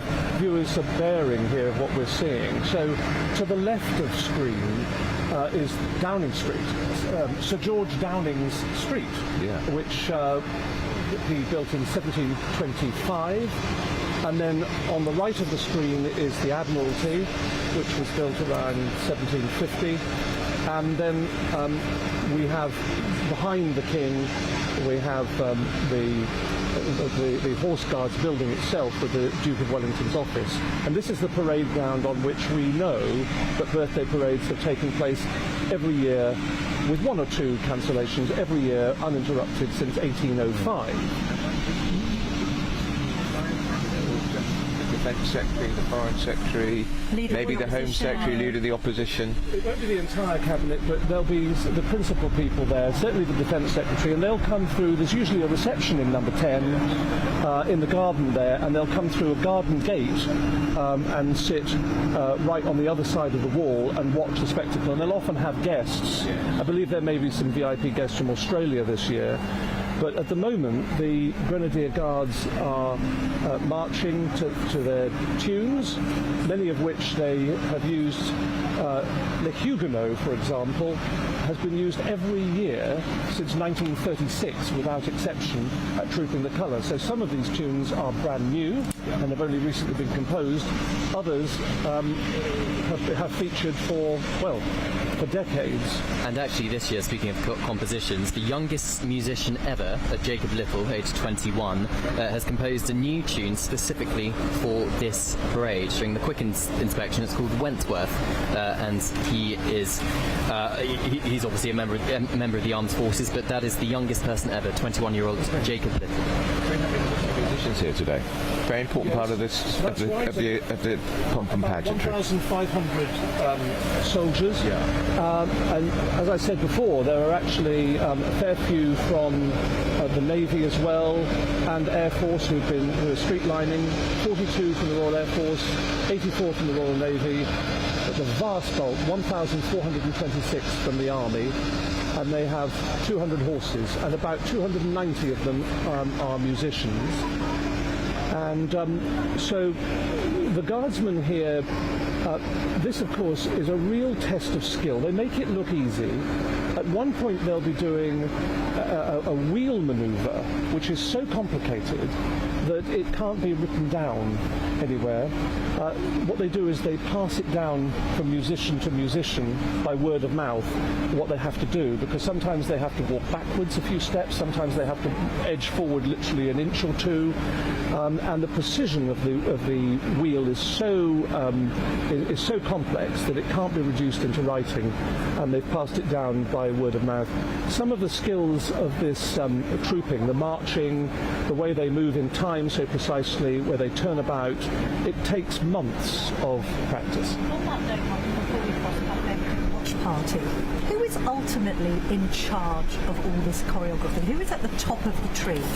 Well, strictly speaking, it's the General Officer Commanding London District, Major General James Bowder. But if you want the truth, there is, it's a chap called Vern Stokes, I think his name is, who has been doing this for the best part of 40 years, who basically is a non-commissioned officer who really makes sure the men are in pristine order. And does he work on this all year round?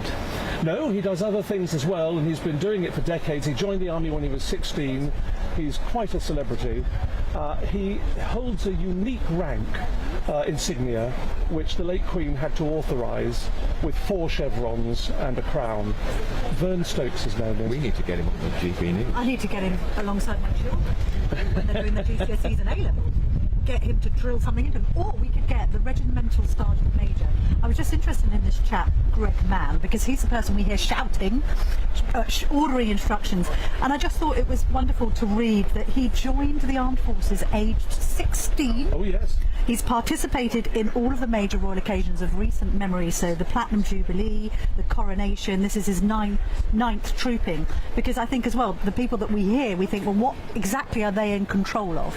That's Regimental Sergeant Major, yes, Michael. Yes. So they, if you like, the Regimental Sergeant Major and the other non-commissioned officers are, if you like, at the coalface with the men.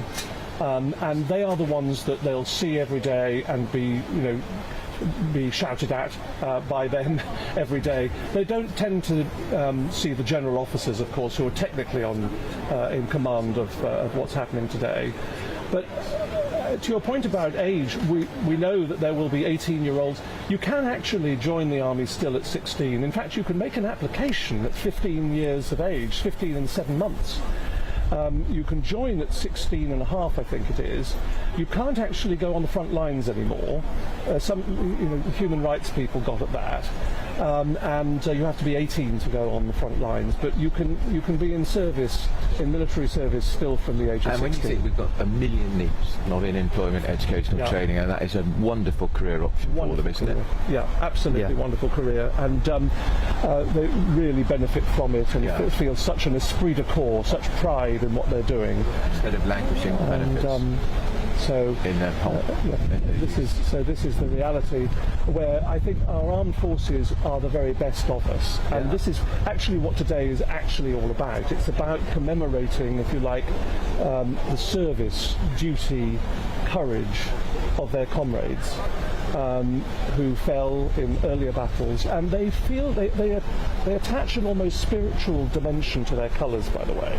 The regiments. It has an air of mystique about it. They almost feel as though it's invested with the spirit of their fallen comrades. The last time a colour was actually taken into battle, by the way, was in the Transvaal War in 1881. So that was you know the film Zulu? Yeah. Well, that was the Battle of Rorke's Drift. Yeah. That happened in 1879. So imagine that it was 2 years after that, in 1881, was the last time a colour was actually taken into battle. But I should mention that the Blues and Royals, when they were going through Hyde Park in 1982, they were hit by a terrible IRA terrorist bomb. Wicked. There it killed 4 troopers, 2 of whom were only 19 years of age, and also killed 7 horses, by the way. Gosh. Wounded many others. It was a horrific terrorist atrocity. And their colour was torn and damaged in that bomb blast. And it's now got pride of place in the Guards Chapel at Wellington Barracks. I can remember Sefton was one of the horses that was badly injured, and the nation embraced Sefton, who fought back. Critically injured, that's critically right. injured, but he survived. Back. The vets managed to save him. Yeah, and Sefton became a household name. That's right, Andrew, yes. 1982 that was. Yeah. But that colour is hung with pride. It's as many retired colours are in a place of worship.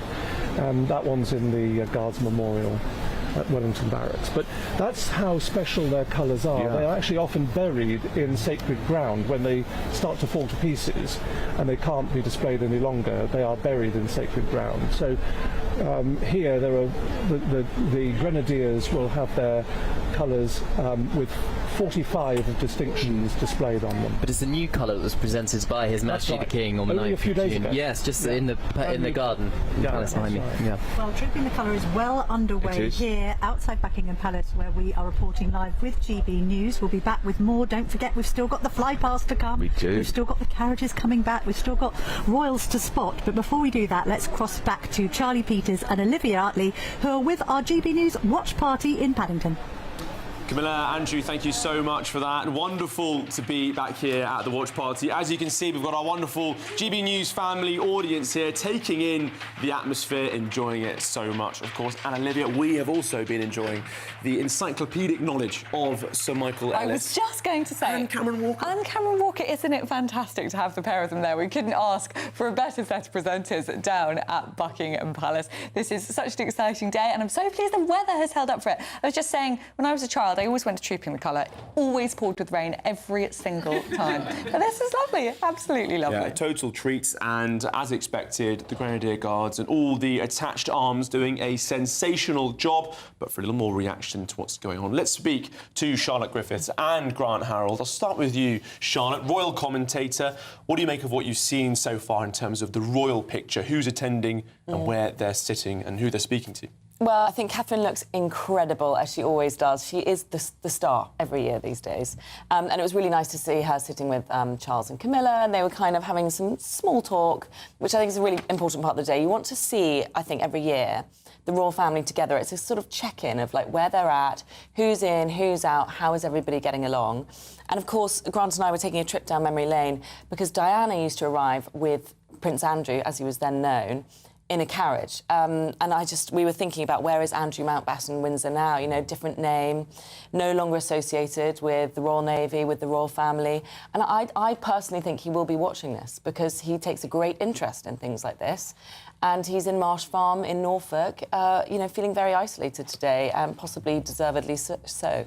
And Grant, he is the only member of the royal family with some active wartime experience, having served in the Falklands War and as part of the Fleet Air Arm for the Royal Navy. Charlotte was saying he probably is watching. Well, it, absolutely. And I mentioned also Prince Harry as well, because he'll be, you know, watching it, I'm sure. Because, I mean, they were part of it at one time, or were very much, you know, involved in it. So I'm sure that they'll be watching with interest. The one thing I'm happy with is that the weather looks amazing today, because I think that's the thing with this event. I mean, as it's been mentioned, traditionally it was moved to this time of the year for the weather, and it's great when you've got a day like this. Because I remember a couple of years ago being there and everyone got absolutely drenched during the Trooping the Colour. And you want to see the crowds, don't you? It's really important that people go and see Trooping the Colour in real life, even if they get rained on like Olivia did in her childhood.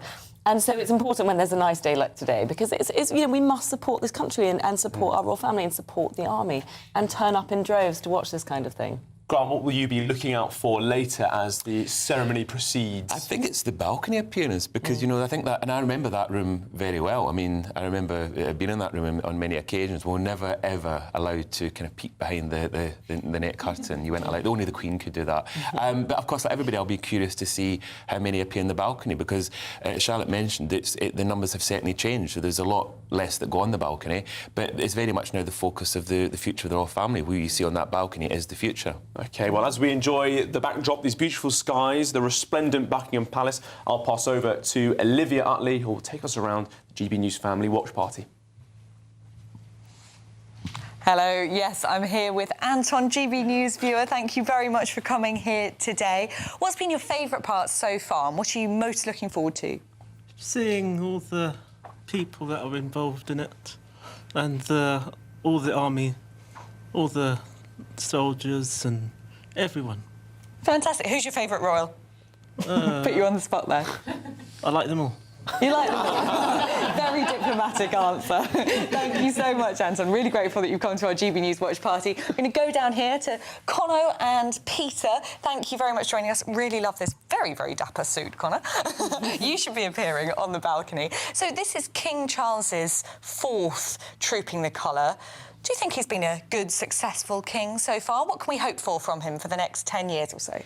Well, I would say that Prince Charles has been brilliant. You know, he's been very diplomatic. He's been charismatic as well. He's done his utmost best, you know, to carry everybody along. You understand that he's tried to unite the world as a contemporary monarch.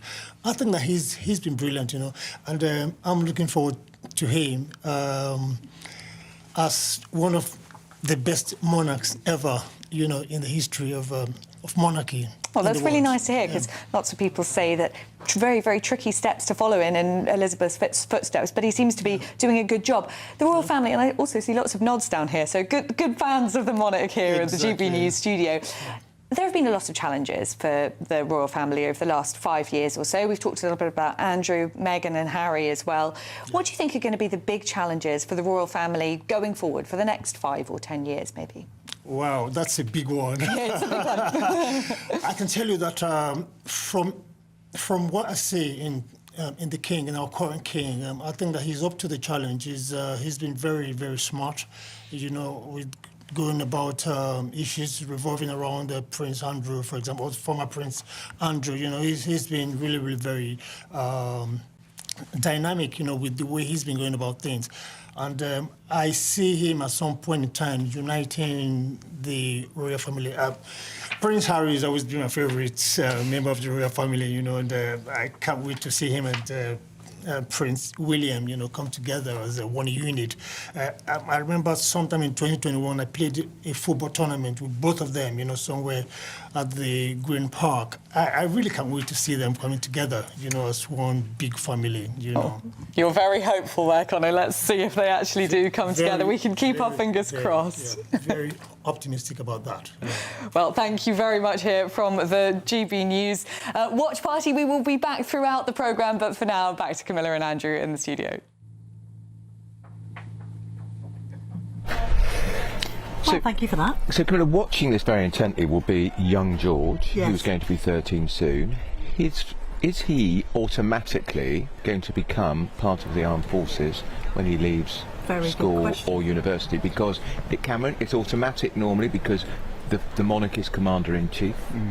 But we've heard that William, Prince of Wales, may not compel his son to do that. Yeah, I mean, there was which I think would be difficult. There was some newspaper speculation a couple of years ago which suggested that Prince William would not force Prince George if he didn't want to join the armed forces. I think what is certain is that one day George will be king and he will automatically become head of the armed forces of the United Kingdom. What's less clear is the path getting to that point. So realistically, I don't see a situation where Prince George is not going to join some form of armed forces.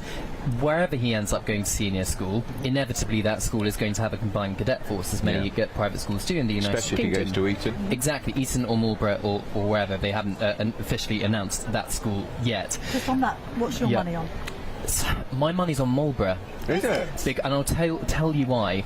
Because Princess Charlotte is obviously a girl and can't go to Eton. And in order to make it worthwhile financially for the taxpayer, you'd only have to secure one school if all three of them go to Marlborough. Whereas if they send George and Louis to Eton, that means the taxpayer has to fork out the armed police protection for two separate schools rather than one school. Do you think that would be but that's quite a... Do you think that would be a factor in William and Kate's considerations? Well, if they, as William leads us to believe, he wants to be value for money for the British taxpayer, then yes, I think they should consider it. What do you think about that, Michael? I think it's very important that the child is happy at the school. Yeah. And we know that the king was said not to have been happy at Gordonston, whereas his father, the late Duke of Edinburgh, was very happy there, and he thought that it would be good for the then Prince Charles to go there, but it didn't match the prince's personality. So I think it's, of course one has to consider the public expense to a certain extent, but when you're talking about a young child, it's more important, I think, to be very happy. In the case of the king, he's sent miles and miles and miles away, and actually he at the time was quite introspective, quite arty. Obviously it was run by Kurt Hahn. It was described apparently as cold it's in kills. I don't know, the king has subsequently distanced himself from that particular phrase. He just seemed to be a bit of a round peg in a square hole, and there was evidence that he was bullied and treated badly and all the rest of it. Just the proximity of Eton to where they're now living in Windsor would be attractive, because we know that William and Catherine want to be hands-on, they want them to be close. Okay, both of them themselves boarded. When you talk about Marlborough College, you're talking about a boarding school, not a day school. So whatever happened, the children are going to be sent away. Well, George is already boarding. So Prince William said on an interview he did a couple of weeks ago that Prince George occasionally does board for, odd days during midweek. So he is used to being away from home anyway. Whether or not it's more convenient for him to be 20 minutes from Forest Lodge at Eton College, well, let's wait and see. I mean, clearly the announcement will be coming in the next couple of months from Kensington Palace. I believe they announced the fact that all three of them are going to Lambrook in the August of 2022, so just a couple of weeks before they attended for the first time. And on military, of course, I've just been reminded that Prince Edward famously joined the Royal Marines, an absolute disaster. Yeah, he left. He dropped out, didn't he? Yes, he did. And it was thought he joined the Marines because that's what his father wanted him to do. Both princes, William and Harry, so George's father and uncle, both served in the Blues and Royals in the in the mounted regiment of the household division, and of course Harry served in Afghanistan. William, of course, was an RAF search and rescue helicopter pilot, so there is some military background there. I know, and William's talked about this, and so has the Princess of Wales, that George is heavily involved in sport and loves rugby and loves football. So it doesn't strike me from the description we're getting of Prince George as a child, but it is in any way similar to what we heard from Prince Edward as a child, or a Prince Charles as a child. I also understand, like a little bit like his mother, who's obviously an accomplished photographer.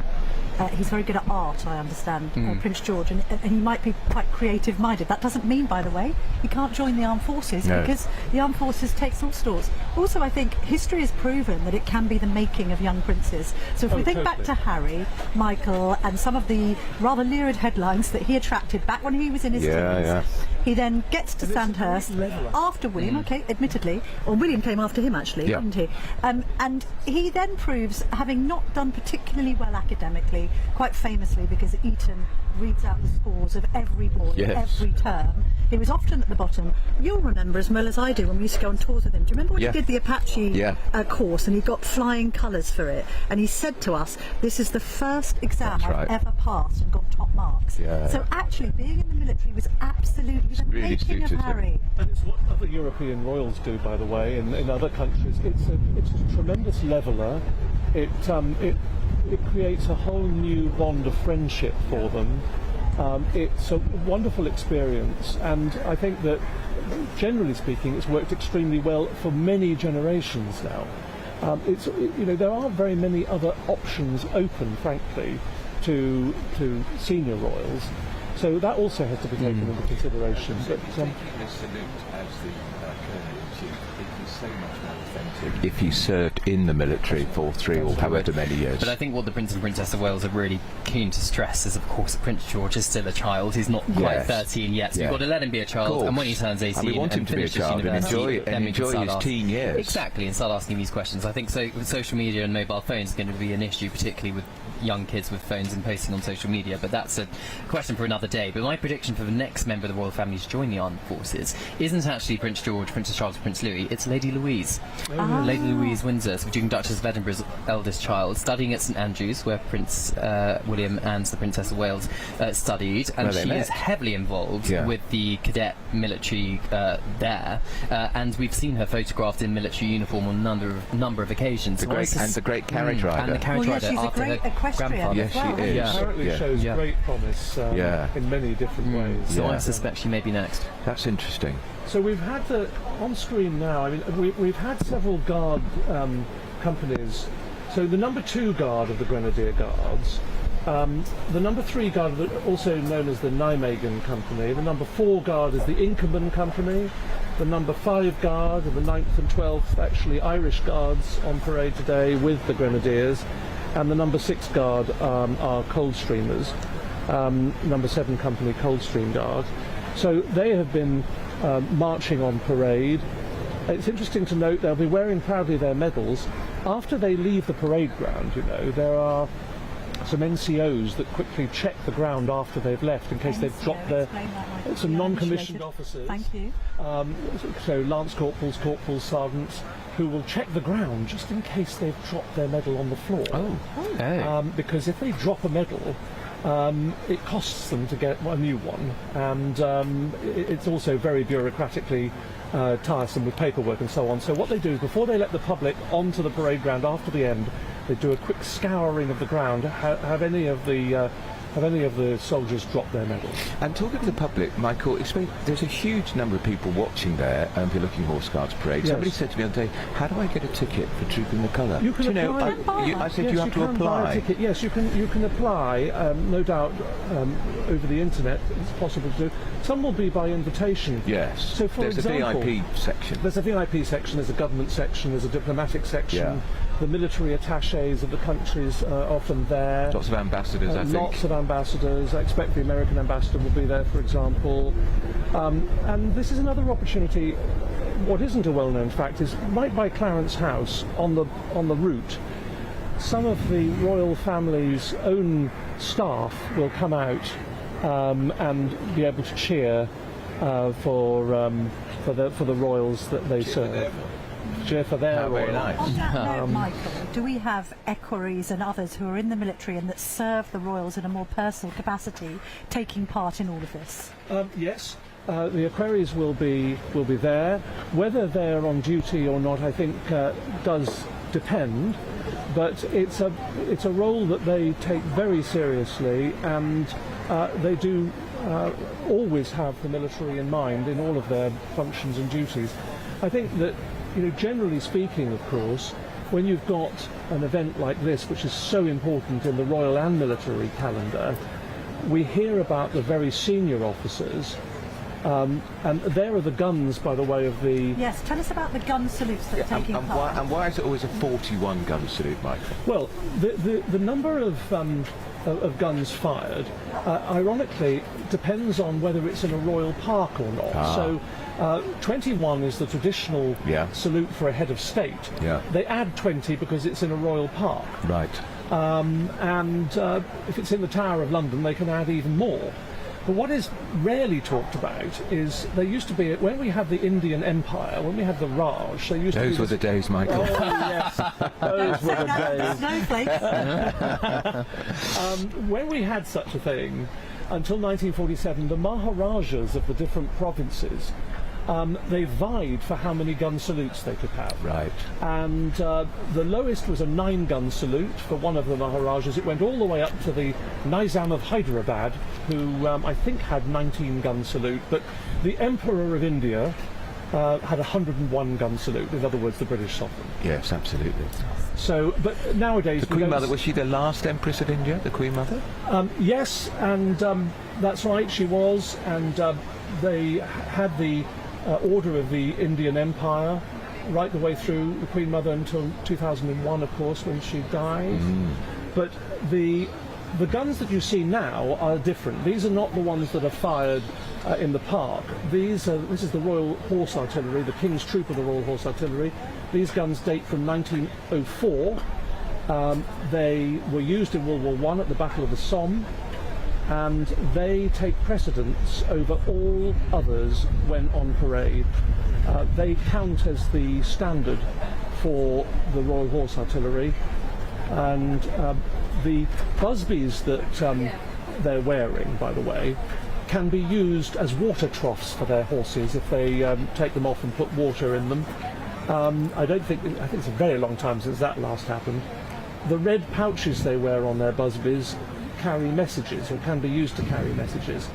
But right now their uniform, which is actually more comfortable than it looks, is one that has been adapted to for easy manoeuvring on horseback.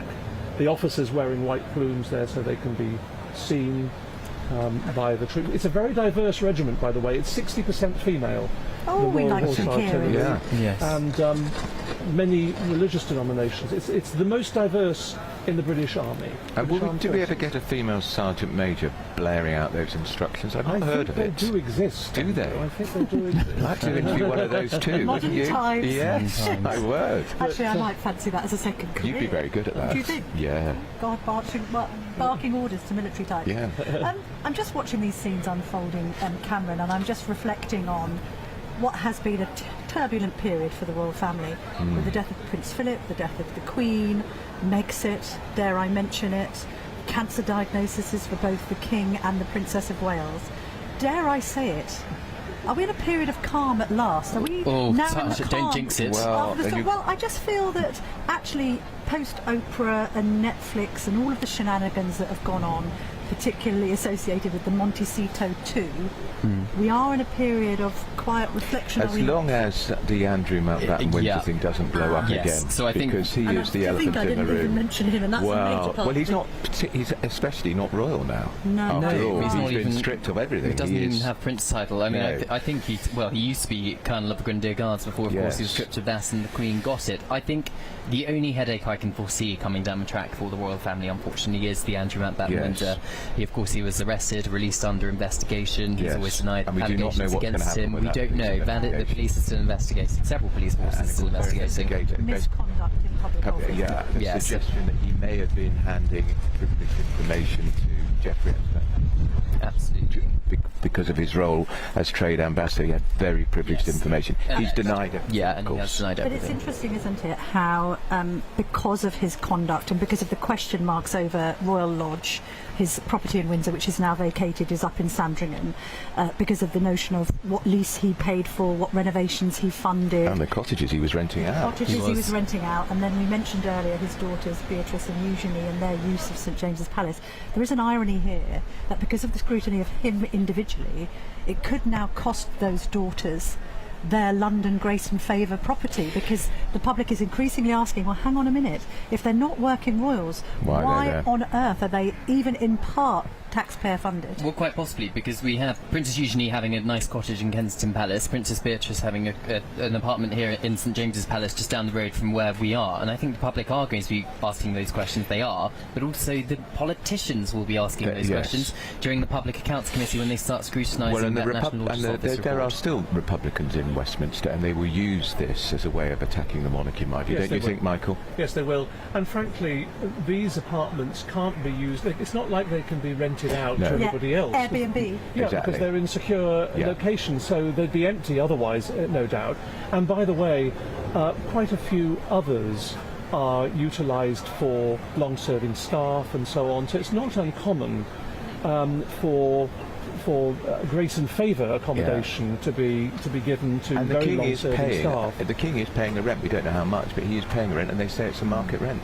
But isn't this about transparency? Yes. I think if you look at Norman Baker, the former Liberal Democrat, MP's book about the kind of royal finances, the only point he's trying to make, and I speak, by the way, after it used to say when I covered the royals full time, not necessarily a royalist, I'm a realist. And the institution exists for as long as the public supports it. And as we are seeing here, as I just turn around behind me and literally see thousands of people lining the streets for this occasion, we know that the royals remain more popular than they are unpopular. Absolutely. Having said all that, They put politicians to shame. Of course they do. Would die for their views. Yes, I know, but then, this is the interesting thing about the royal family, and it's a marathon for them, not a sprint.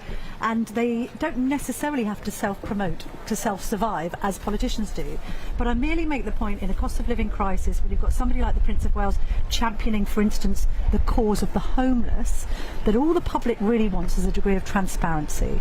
With regard to Royal Lodge, well, everything's tied up and we can't really talk about it, or wills being secret, or how much tax they pay. I don't think people are necessarily saying, oh, well, they shouldn't exist at all, let's scrap the monarchy. They're merely saying that the same rules should apply and that they shouldn't be above the rules. They shouldn't be too opaque. But on the other hand, to put the counter-argument, it isn't a job that one can retire from.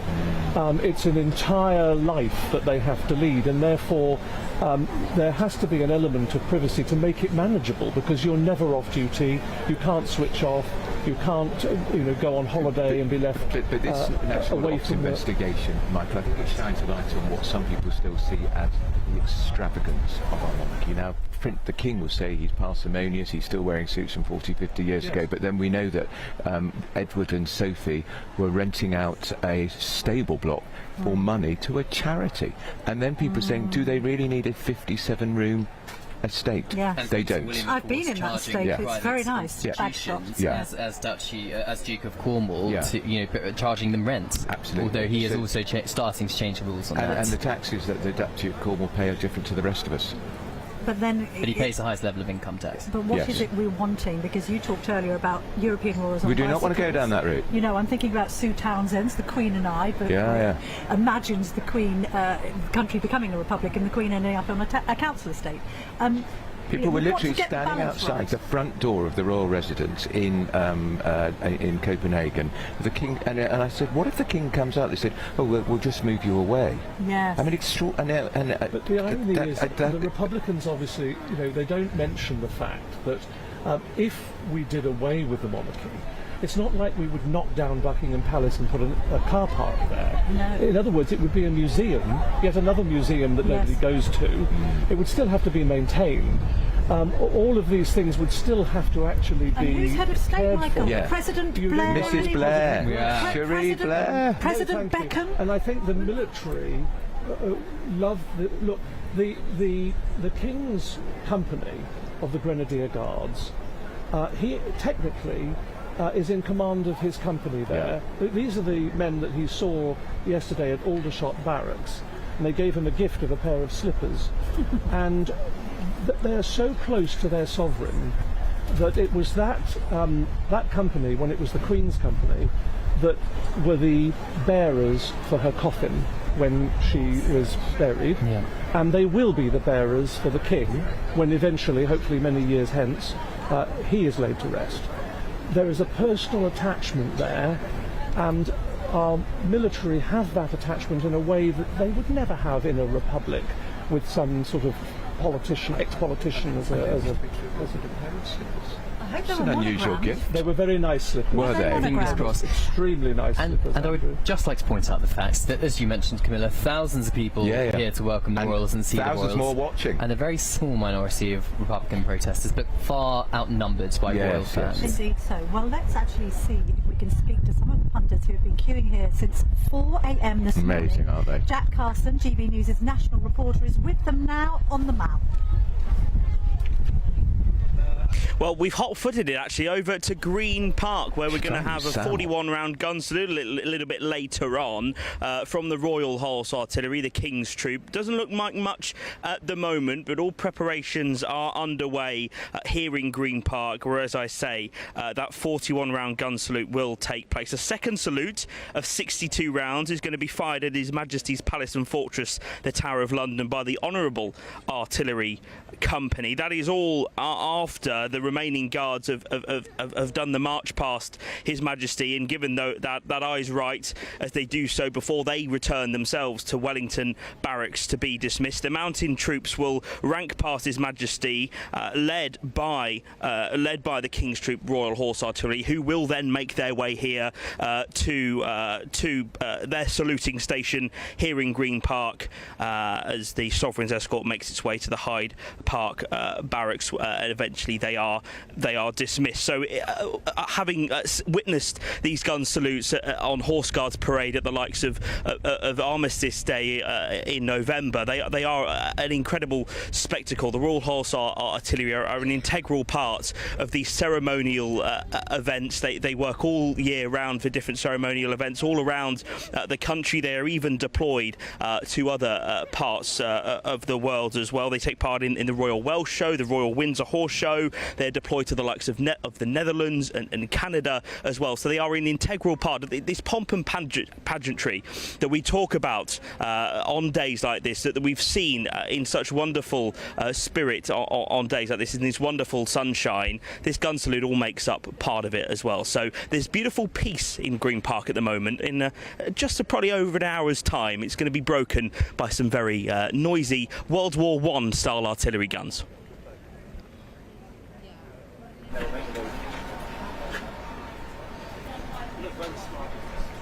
Thank you very much indeed for that, Jack.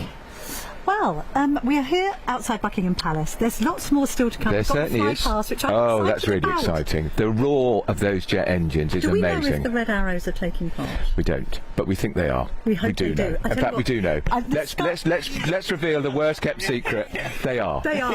And the good thing is the skies are clear, because sometimes you do come down. I've gone to troopings in the past where they can't do the flypast because it's cloudy. Not today, Cameron Not Walker. today. Beautiful blue sky and sunshine. We'll have red, white and royal blue smoke coming out the back of the jets of the And I hope Red when the Arrows. Defence Secretary, Dan Jarvis, gazes up at the Red Arrows, he thinks, yeah, I've got to fight for the military in my new portfolio. It reminds me, the best-selling edition of the Sunday Express was one where Tim Shipman, formerly of my parish, because that was my old newspaper, wrote a story which was headlined "Red Arrows Face Axe." Yes. And our readership went absolutely bonkers, and we literally sold millions and millions of copies. It was the best edition we had ever done, I think, which goes to show that there is so much national affection for these sorts of events, but particularly for the planes taking to the skies. And when you Apparently, by the way, guys, the smoke, the red, white and blue smoke, is made from vegetable oil, so it's environmentally friendly. Well, the King would approve of that, and the King would approve, would he not? Because doesn't he drive his sports car, his vegetable oil, or something like that? That's happening at 1 o'clock. Right. So we've got an hour out until that. We want to see the royals on the balcony, which is all prepared there under the royal standard. We want to see Prince Louis misbehaving, Yes, I'm hopefully. sure we've got a camera trained. I'm sure all eyes will be on Prince Louis. So down on Horse Guards, the parade is continuing here at Buckingham Palace. Now, what about this tradition, Michael, of having the public walk down the Mall? How is that organised? So we get the parade coming through. Is this something that just evolved? How did that come about? It evolved, and they did it actually, after World War II. And it's actually often been used as an example of wonderful old-school British policing, because you've got crowds of tens of thousands who just calmly walk behind the police officers. Just this one thin blue line to walk calmly down the Mall. It's a controlled way of doing it, so that they can get to the gates without rushing, without running, without sort of falling over and injuring lots of people. There's obviously, with this type of crowd numbers, there's a crush risk. You have to be very careful how you do it. It's very carefully done. So the Met Police are very experienced in this. There are police horses, by the way, on parade as well. They're not officially parading, of course, but they're on duty today with the 200 military horses.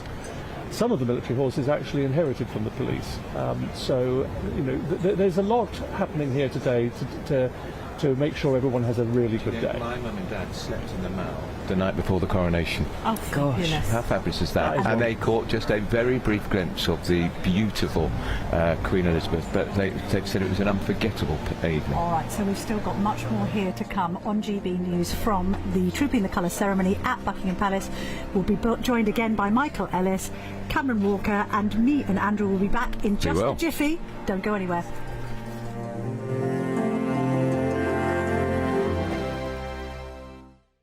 There's just 2 weeks left to grab a chance to live the summer of your dreams. With a totally tax-free £76,543.21 in tax-free cash to be won. Someone really has to win it, and it could be you. For a chance to win, text cash to 63225. One entry costs £2.50 plus one standard network rate message. Or text bonus to 63225. 5 entries cost £5 plus one standard network rate message. Go to gbnews.com/win. Entries start at £2.50. Call 0903 686 3232. Calls cost £2.50 plus your network access charge. Or post your name and number to GB21 PO Box 8690 Derby DE1 9TT. UK only. Entrance must be 18 or over. Lines close at 4 p.m. on the 26th of June. This is a network giveaway. Entries will be pooled. Please check the closing time if listening or watching on demand. Good luck. Britain deserves a newsroom that puts the facts and your voice first. Well, and that's what you get on GB News. Lively debates, lively conversation. And we're not afraid to hold power to account. And each other. So join me, Andrew Pierce. And me, Miriam Cates, for Britain's Newsroom, weekdays from 9:30 on GB News. Hi, I'm Michelle Dewberry, and my show is your opportunity to cut through all the noise and dive in headfirst to some robust debates. Ideas clash. Situation, No, Because the failure is... You're deliberately avoiding my point. Nothing's held back, And if you think this is the end of it, wait for more. and we do not shy away from the difficult stuff. Sometimes I want to shake people and say, if only you understood. So join me on Jubes & Co. weeknights at 6 p.m, only on GB News, Britain's news channel. Do you trust what you're being told? Good, because neither do I. Those are just facts. I'm Alex Armstrong, and on my show, we'll expose the spin. Well, I want to answer that because you didn't let me last time, because you always speak over me. The broken promises. To deny that is denying the truth. And the hypocrisy. We can allow. You think we can allow? Politics, policy, parliament. Nothing is off limits. No sugarcoating, no fear of offence, just the truth laid bare. Tune in every Saturday and Sunday at 9 p.m. for Alex Armstrong Tonight, only on GB News, Britain's news channel. From cold mornings to warm family brunches. From football to tennis in the car. In the kitchen. GB News Breakfast is there with the stories you need and the conversations that matter. Anyway, let's talk business. Well, it has been a historic night in British politics. It's astonishing, isn't it? We're here again to start your day just right. GB News Breakfast. Every morning from 6 a.m. Only on GB News. Britain's news channel.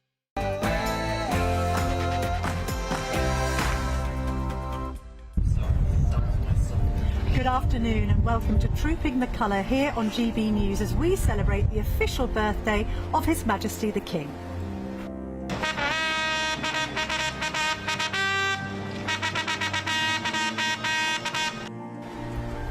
So more than 1,400 soldiers, more than 200 horses, 350 musicians are taking part in this extraordinary showcasing of British military at its best.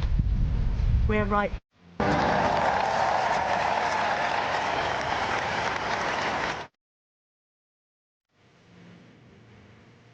Over our heads here, just outside the Queen Victoria Memorial, where the royals will gather on the balcony to watch. It will be the iconic red arrows, 9 of them. We won't see 9 for much longer because of government cutbacks. Soon it will be only 7. Will government cutbacks never cease? Never cease. New Defence Secretary, you're in Horse Guards Parade, Dan Jarvis, take note. We're live across the capital here at Buckingham Palace, on the Mall and at Horse Guards. Well, there's no cutbacks here in the GB News Trooping the Colour watch party. We've got flags, we've got members of the family here as well.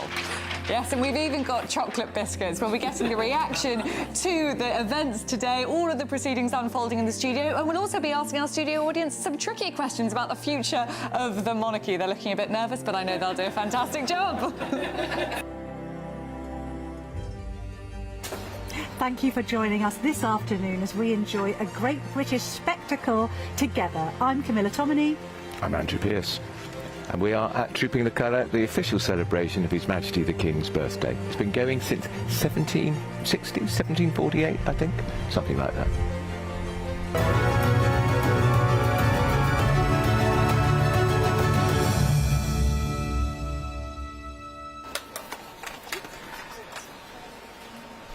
So we've had the carriage procession from Buckingham Palace. We've had the King and Queen both dressed in a matchy-matchy style. Yes. Because they're in Grenadier Guards red. Certainly because are. that is the regiment that the colour is being trooped for today.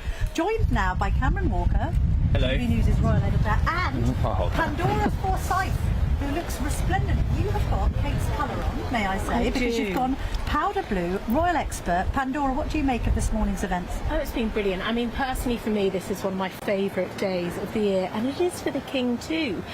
You know, can you believe he was actually the age of 3 when his first Trooping the Colour, when he first attended with King George VI, and of course his late mother as well.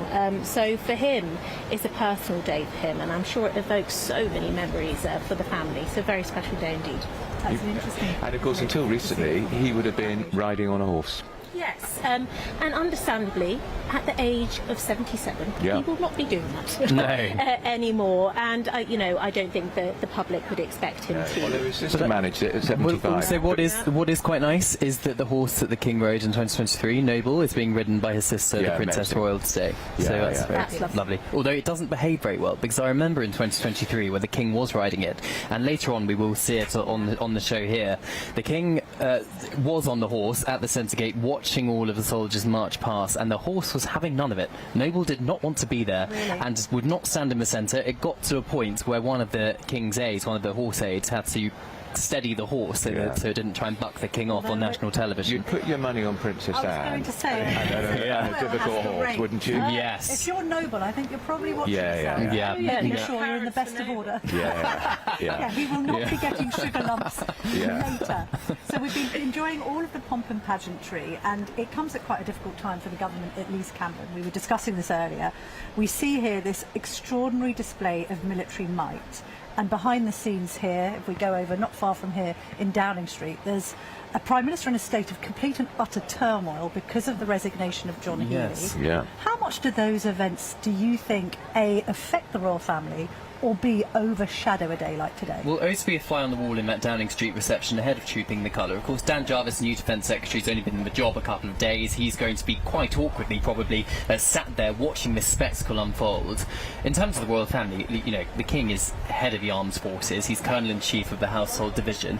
Clearly, he will be concerned about the state of the armed forces, particularly their finances.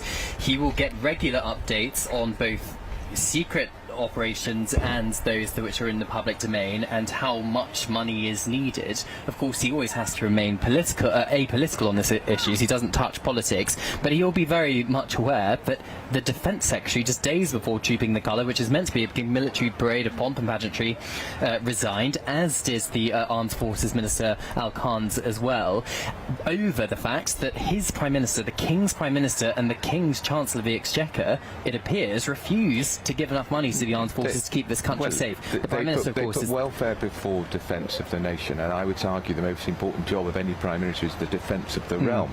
And for 8 hours, Cameron, we did not have a Secretary of State for Defence. Which is extraordinary. Unbelievable.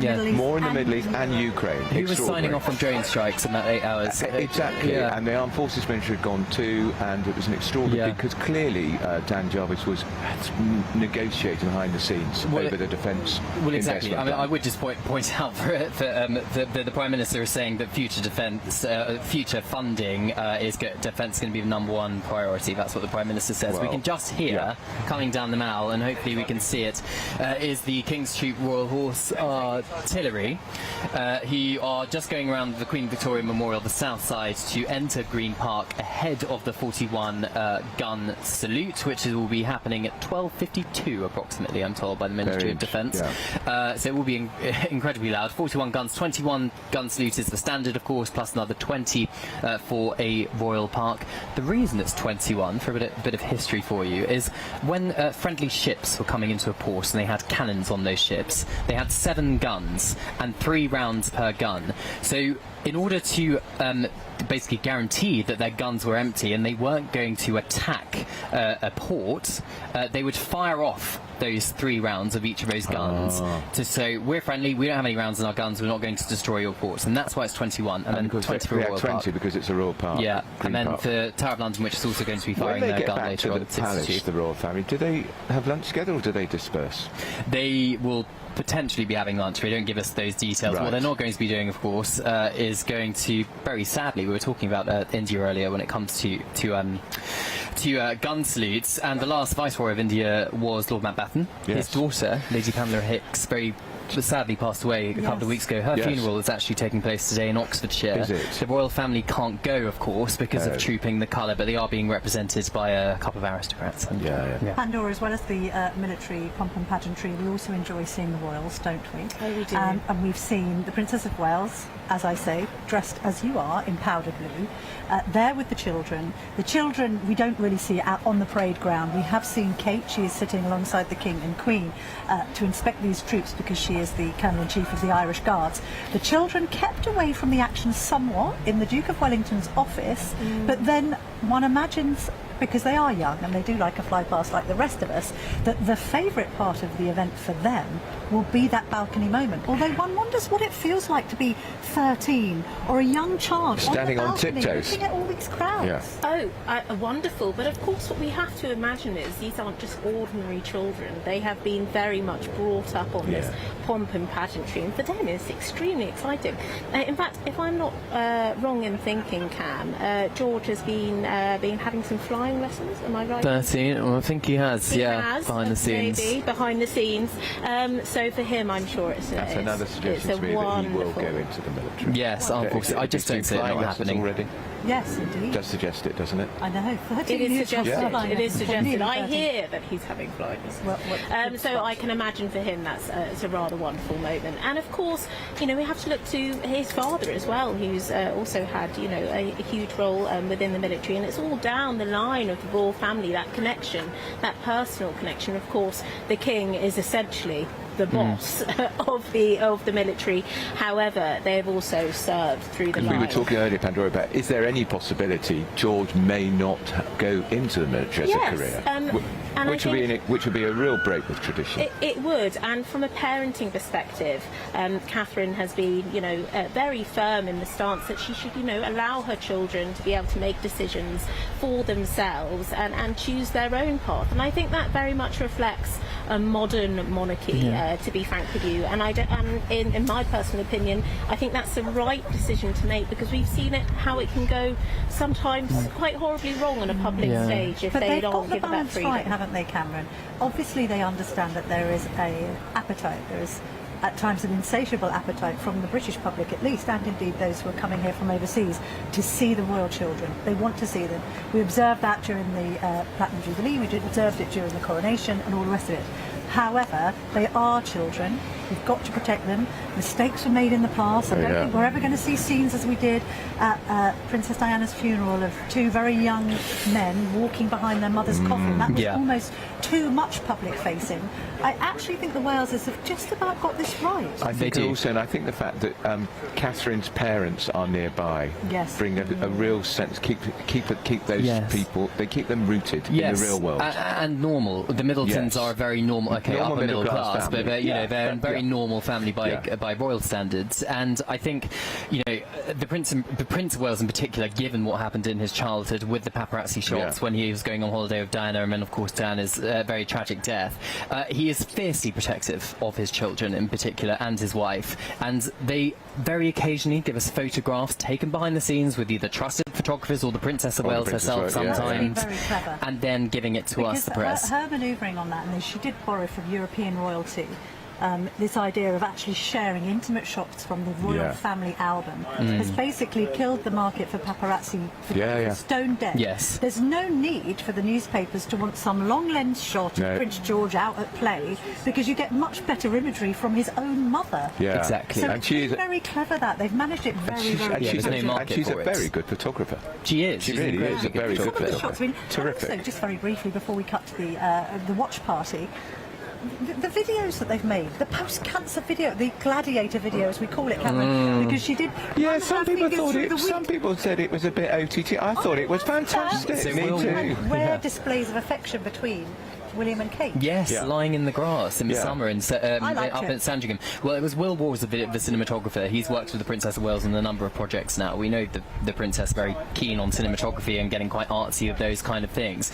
And you would not get that kind of intimacy, Camilla, as you're saying, between the Prince and Princess of Wales in public if it was a news photographer or news videographer, for example, summoned to a palace to give that, because there's no relationship between the photographer and the principal. And I think that's where we see a difference in photography. And the contrast with the previous Princess was, she was the most photographed woman on the planet. Yeah. And she was stalked almost, wasn't she? Well, the she Princess wasn't of Wales. in control of it, whereas I think this couple are in control. Absolutely. Because there isn't the unauthorised photography that there used to be. They also come down on them like a ton of bricks if someone tries. I mean, somebody says, sometimes they say sledgehammer to crack a nut. At times, we've all been on the receiving end of some privacy notice by the family. Could not possibly comment. But I always remember Charles Spencer in the funeral at Diana, in his oration, where he said, the Diana, the goddess of hunting, the most hunted woman on earth. Didn't he say something like that? Say that. Which was remarkable language. I've never forgotten it. However, we do have to say as well, you remember, Camilla, she also worked with photographers to be photographed when it suited her. Oh yeah, I think Diana used the press when she needed to. She did. She invited a select number of press on that trip to Angola shortly before her death for the landmines initiative she was doing. But what the difference between that and what she then had to face was the unauthorised paparazzi photographers who would then sell these photographs to newspapers here in London and around the world to earn a lot of money from them. She wasn't the only one. I mean, we all remember toe sucking and all sorts. Yeah. Members of the royal family caught in compromising we talked about no problems with the royal family. Where is she? Fergie, where is she? The lesser spotted Duchess of York. And let's keep it like that. She could be in the Alps somewhere. Yes. Some kind Do you think they might keep her there permanently? Possibly. Pandora and Cameron, hold that thought for just a minute. We are going to return back to Buckingham Palace because, of course, we want to see the royals returning. But before we do that, let's cross over now to the official GB News watch party in the studio with Charlie Peters and Olivia Utley. Yes, thank you so much, Camilla and Andrew. We're back here in Paddington with our fantastic studio audience sitting here. We're all getting really excited now about the fly past, which is going to be in about 45 minutes' time. Obviously, the climax of the day, really. Yes, and so much focus at the moment. The backdrop of this event, obviously, is the focus on the Defence Investment Plan. But this is an occasion for the military to showcase its excellence, its pomp and pageantry, of course, but also in that flypast, a bit of force, a reminder of who is deployed all around the world and the kit and equipment that the armed forces does have already at its disposal. Well, exactly. Quite poignant, really. There are actually fewer of troops here today than there normally are because so many of them are actually away doing their other job, fighting, defending the King, who's here with them today. Now, I'm going to start with our fantastic expert royal panel who's here with us in the studio. Charlotte, I'm going to start with you. We're talking a little bit about William and the future of the monarchy. There's lots of talk about William modernising, slimming down even more. Can you tell us a bit about what that would look like? Well, for one thing, he's not going to pay for free accommodation for non-working royals because what happened was, obviously, we found out recently that Princess Beatrice and Princess Eugenie have their London properties paid for by the King. And after that was revealed, there was definitely some sort of statements and sources close to William putting it out there, and it was in the papers, that when he's king, there are going to be some changes in that regard. And he's also going to end this idea that royals can sublet smaller properties within their property, because Andrew Mountbatten Windsor rented 3 small cottages outside Royal Lodge to his staff, but then took market rent for it. And William was really keen to put out the message that when he's king, all that stuff's going to change. And he's really put out a message of change a lot, really, in the last year or two, because he wants to be known as a modern royal. And he also got rid of £500 million worth of his Duchy of Cornwall estate, selling it off, because he doesn't want to be known as an old-fashioned royal who just larges it over the rest of us and lords it up over the rest of us. So I think it's very sensible. I think it's future-proofing his own monarchy. Absolutely. Grant, I mean, when King Charles took the throne, there were rumours that he was going to cut down on the pomp and pageantry, that the coronation was going to be much smaller than previous times, that the trooping would change. None of that really seems to have happened. What about under William, though? I think the King still, wants to kind of keep things almost as they were, but he's aware that there's different times, and William very much is aware of that. I mean, he talks about having a small R in the word royal. And interestingly, I ran a poll on social media recently, and a majority of people were in favour of a modern monarchy, but I think he'll still keep a lot of the traditions. And I mean, we were both just talking about the fact that his birthday's coming up. It's in June, and it's possible that this tradition of having, because obviously the King's birthday's in the winter, which is why we've got the troop in the colour in the summer. This goes back centuries. I'm wondering if Wayne might change that now, because his birthday is in June. There's no reason to have 2 birthdays. So that's an example of one of the big changes that he'll make. But it's an obvious thing to do. June is traditionally a really exciting time in the royal calendar. We've got the trooping, obviously, we've got Garter Day coming up. But the Waleses are going to keep a bit of a quiet profile this summer. It's a big summer for them. Yeah, I think they'll be quite present in June. It's the season, after all. So I think we'll see them at Ascot. And I think they'll definitely choose a day at Ascot that's different from the one that Beatrice and Eugenie go to, if they do go. They definitely want to distance themselves from other members of the royal family, particularly the Yorks. So we'll see them at Ascot, we'll see them at the Garter Day celebration, and obviously today. And then I think that's it. I think they'll kind of go to ground a bit in July, because it's this really, really important summer for George. He's turning 13. It's the end of his prep school. He's about to start his senior school. And I think we'll find out in the next, I'd say, 2 weeks what school that will be. It might be Eton, might be Oundle. I think they've refrained from releasing the name of the school while there are exams going on, because if you were an A-level student doing your A-level exams, the last thing you want is the world's press kind of focusing on your school, or even turning up to your school. But that's going to be a huge announcement that will come towards the middle of June, towards the middle to the end of June, and then once that's done, I think they'll go to ground a bit and just really hunker down in Amner Hall, which is their house in Norfolk, and spend quality time with the kids. Well, really considerate, I think, of the Waleses to think about those A-level pupils and not wanting the spotlight to be on them. The spotlight is now going to be on our studio audience, Charlie Peters. Yes, obviously so much focus, Olivia, on the King's birthday, the birthday honours, the parade, but really it's the GB News 5th birthday that I'm most interested in today. And we're very happy to say we've got members of the GB News family in the audience today. I'm going to speak to Michelle and Reese, because you guys are watching along at Trooping the Colour, and you actually have a friend in the process. Yes, we do. We know the drum major on the horseback. Yeah, close friend. Why are you smiling? What's his name?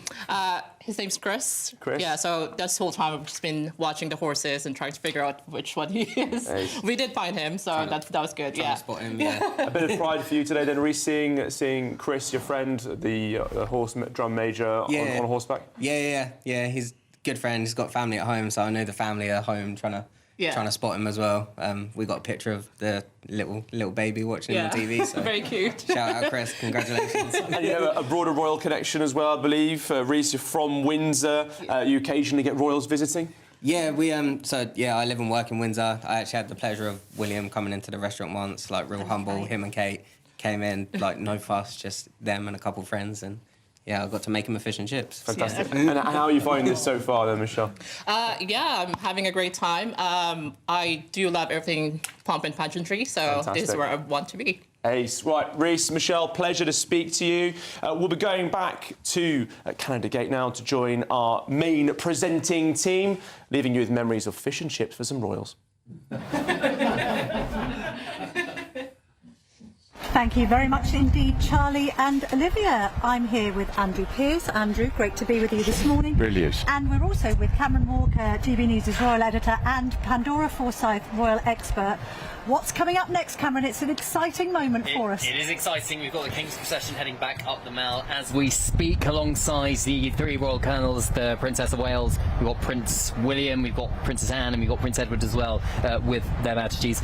They'll be coming back to Buckingham Palace. Now, So it's all the senior working royals? All the senior working royals. It's the clan. Plus the three children, Prince George, Princess Charlotte and Prince Louis. The King is going to stop when he gets to the gates of Buckingham Palace and stand on a dais, we believe, to take the royal salute as his household division regiments march past the centre gates of Buckingham Palace. The others will make their way inside. The King will then, of course, make his way inside as well, ahead of the balcony appearance at about 5 to 1, where they will wave to the cheering crowds. The thousands of people that have been queuing for a long time for this moment will be allowed onto the Mall and to walk up to Buckingham Palace to wave and cheer, see members of the royal family, and then, of course, hopefully, fingers crossed, the red arrows, the worst kept secret in town, will be flying over the palace. And that is a great highlight. Oh, absolutely. And it's red, white and blue. It's all of those colours, isn't it? Well, red has been the theme of today because the Queen is wearing the dress of the Grenadier Guards, which is the regiment whose colour is being trooped today, alongside her husband dressed in his Grenadier Guards uniform. So I think that's the colour. That's the colour along with powder blue, because Catherine's wearing powder blue. And she looks stunning. Yeah, look.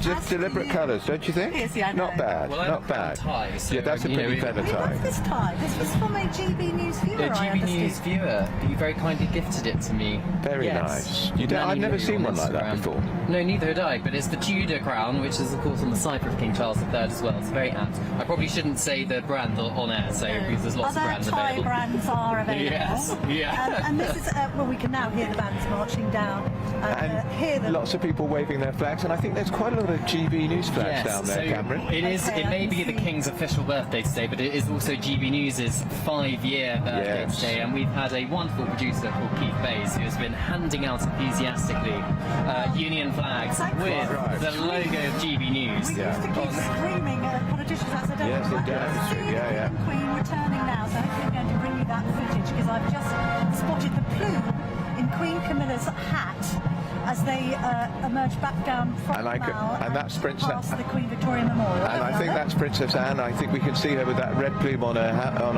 horseback. So that's Princess Anne, the Duke of Edinburgh, Cameron, and the Prince of Wales. It certainly is, and the Duke of Edinburgh, of course, is the Colonel of the London Guards and the Scots Guards, the Prince of Wales, Colonel of the Welsh Guards, and the Princess Royal, Colonel of the Blues and Royals, which Princes William and Harry both served in for a short period of time. Also, of course, we've got the Princess of Wales in a carriage with the three children, the Prince George, Princess Charlotte, and Prince Louis as Colonel. And that's a big cheer. A big cheer for the King. A big cheer for the King and Queen, who are just behind us now. You can note that the tone of the ceremony changes at this point, because we've got the business end at Horse Guards. They've done that bit. That's been done now, and then it becomes much more celebratory. Yes. Which is why we get the crowds cheering. I think at the beginning it isn't solemn necessarily, but it's concentrated and focused.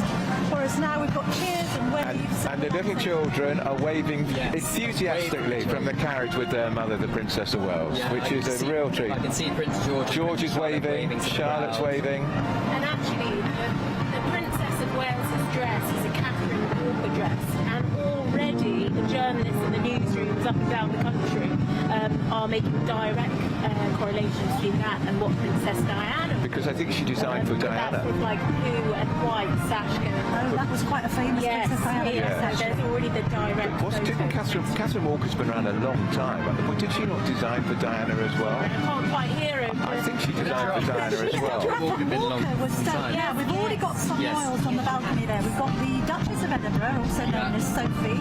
We've got Tim Lawrence, who is Princess Anne's husband, obviously. He is separate from, they're both separate from their partners, because their partners are currently on horseback. We've also got the Duke and Duchess of Gloucester there. And then how lovely to see the Duke of Kent, who loved his wife, Catherine. Yes. A lovely woman. We had that Cat's funeral at Westminster Cathedral where one of the last times we saw Andrew Mountbatten Windsor sucking up to Prince William. Do you recall? William absolutely hated it. You could see the body language.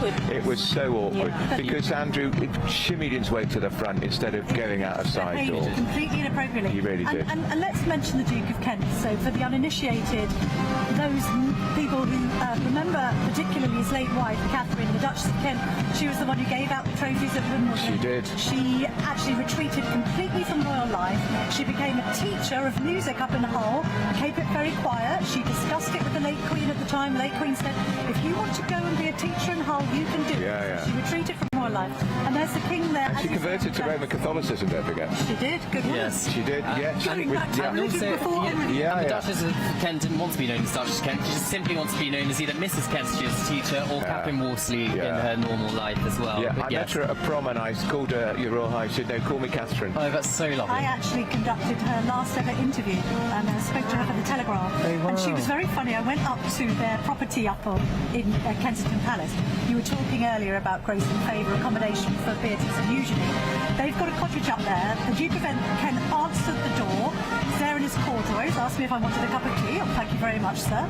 Went into the living room to have a conversation with Catherine, and she was so funny because she was talking to me about how much she loved music, including rap music. At this point, she was 91. Gosh. And she basically said she was quite into Stormzy and others. Well, she's more modern than I am then. Yeah, good for her. Kept up with the times, but she was a really, really lovely and special woman, and she founded this charity called Future Talent, which nurtures and gives instruments to children that don't have that much money in order to bring out the best in them. So the Duke of Kent there, her husband, great man. in the middle. And do you know still what carries out engagements. Still carrying out official engagements. He's still a working royal. And what this reminds me of, very sadly and poignantly, is the Duke of Kent accompanying Queen Elizabeth II on her final trooping the colour in 2022, where she wasn't well enough to go down to Horse Guards Parade, but she stood on the balcony with the Duke of Kent as her companion and watched the Guards march past. Her way of saluting the great support he'd given her throughout her long, long reign. Absolutely. In the absence of her own husband, who very sadly died the year before, Duke of Edinburgh,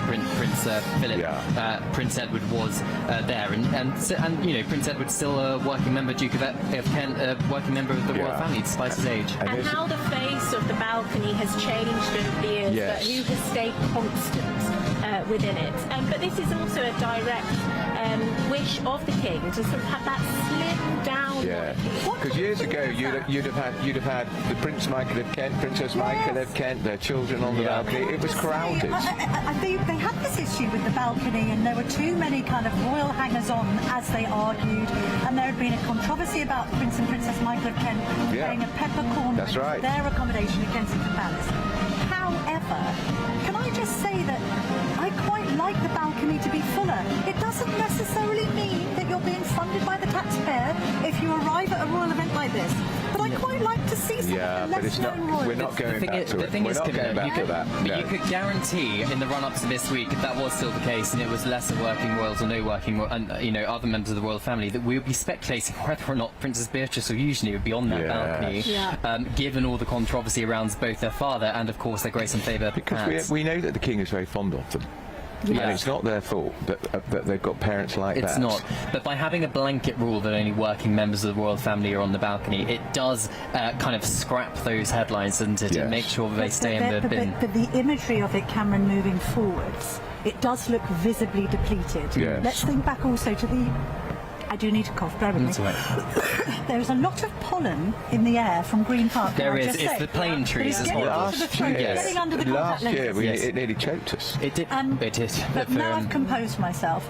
I feel that the look of it being depleted, it was almost exemplified in that photograph that was issued fairly recently. Oh, yeah.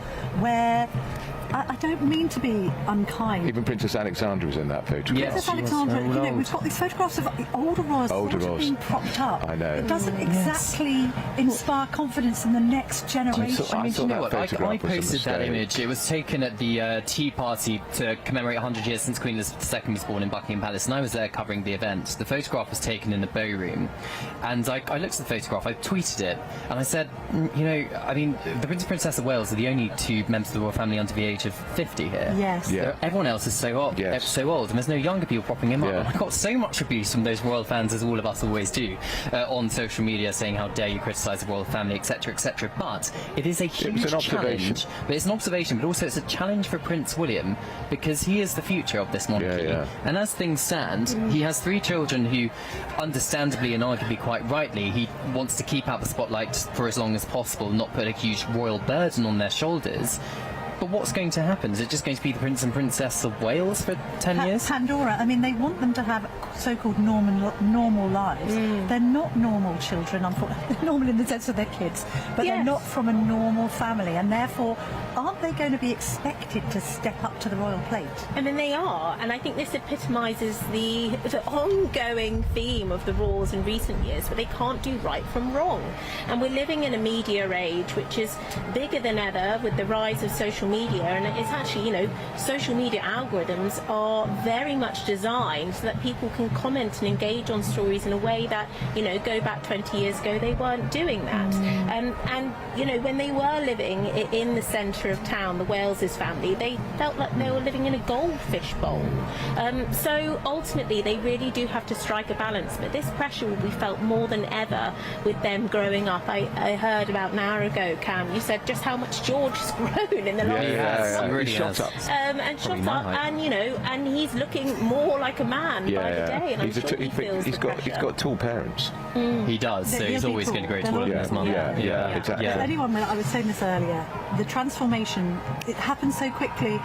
When you have children in primary school, it goes very slowly. As soon as they get into secondary school, my goodness me, the years fly by, and the next thing we'll all be reporting on Prince George on the tiles, like we did with Harry back in the day. Cameron, I don't mind confessing, I spent many a night outside Bougie's. Did you? The nightclub, kind of trying to pick up some gossip about Piercy. I'm sorry. I hope it was just the gossip you tried to pick up, Camilla. Back in those days. You were single after all. There was this amazing moment, actually, we were talking about Catherine earlier and what a class act she is. Do you remember that very temporary period where she was dumped by William? Yes. In a moment of absolute madness, thought that the grass might be greener elsewhere. My goodness me, the princess played a blinder because she managed to round up a couple of old boyfriends, I think an entire rowing team, wore a dress that was basically slashed to the navel. Yes, it was. Hit Bougie's, made sure the cameras could see Oh, her. yeah. And he realised what he was missing. Within seconds, William was coming crawling back. Which must have been I'm sort of glad he did that, though, because the separation, he realised what he was missing. Yes. What a mistake to make her. Oh, I know. And do you remember there's some of the terrible headlines that were written about her when they broke up about her mother, doors to manual, because her mother was an air stewardess or air hostess. Although, can you imagine crossing Carol with an E at that point? No. I don't think William heard the end of it, did he? No. But they got back together, and the rest is history, and they even addressed it in their engagement video. So we're just seeing the sort of aftermath of the parade here. We've got the royals disembarking. Is that the right word to say about dismounting? carriages? Well, dismounting the horses and the carriage. And this is why so they'll be heading straight to the balcony. They're heading straight to the balcony. We've already got some royals on the balcony. Warming up the balcony. Any extra additions yet? Well, I imagine the Princess of Wales. Is the Princess of Wales not there yet? The Princess of Wales is not there yet. Maybe she'll go on with the King and the Queen. Yes, I imagine. And Prince William as well. I think and there's the national anthem. National anthem. So this is the King and Queen riding through the central archway of Buckingham Palace underneath the balcony in their carriage ahead of going inside the palace, ahead of the flypast. The national anthem is playing. It's so wonderful to hear the national anthem played at Buckingham Palace because that's what it's all about, isn't it? There are 400 musicians here today, and you can really hear that now. Yeah, it's wonderful. It's stirring. It brings a lump to the throat. Would you like me to paint the picture behind the... Have you been in the throne room, darling? Yes. You have, yes. I have as well. Have you? Did you sit on the throne, Cameron? I did not sit on the throne. I know you did, but I've heard that people have. I did not sit on the throne. Sit on the throne. Ghislaine Maxwell and Jeffrey Epstein. Yes, Let's not bring them into the day. I've managed to get a cocktail before. Where I wasn't In meant the to. throne room? Not in the throne room. In one of the galleries. There was a reception going on, and a member of staff very kindly offered me one of the cocktails, so I took it. It was very nice. Well, we were discussing how the sausage is made, but if you're a member of the press, you sometimes do get invited in for lunches and events and receptions and all the rest of it, and you do get walked down corridors which are absolutely as you would imagine them to be. So that scene with the late Queen and Daniel Craig walking down that corridor. Right. We've been down that corridor. We have. We haven't jumped out of a helicopter by all means. No. We've gone back inside, by the way, because they all gather to come out for the Together. fire pass. Yes. So don't be worried.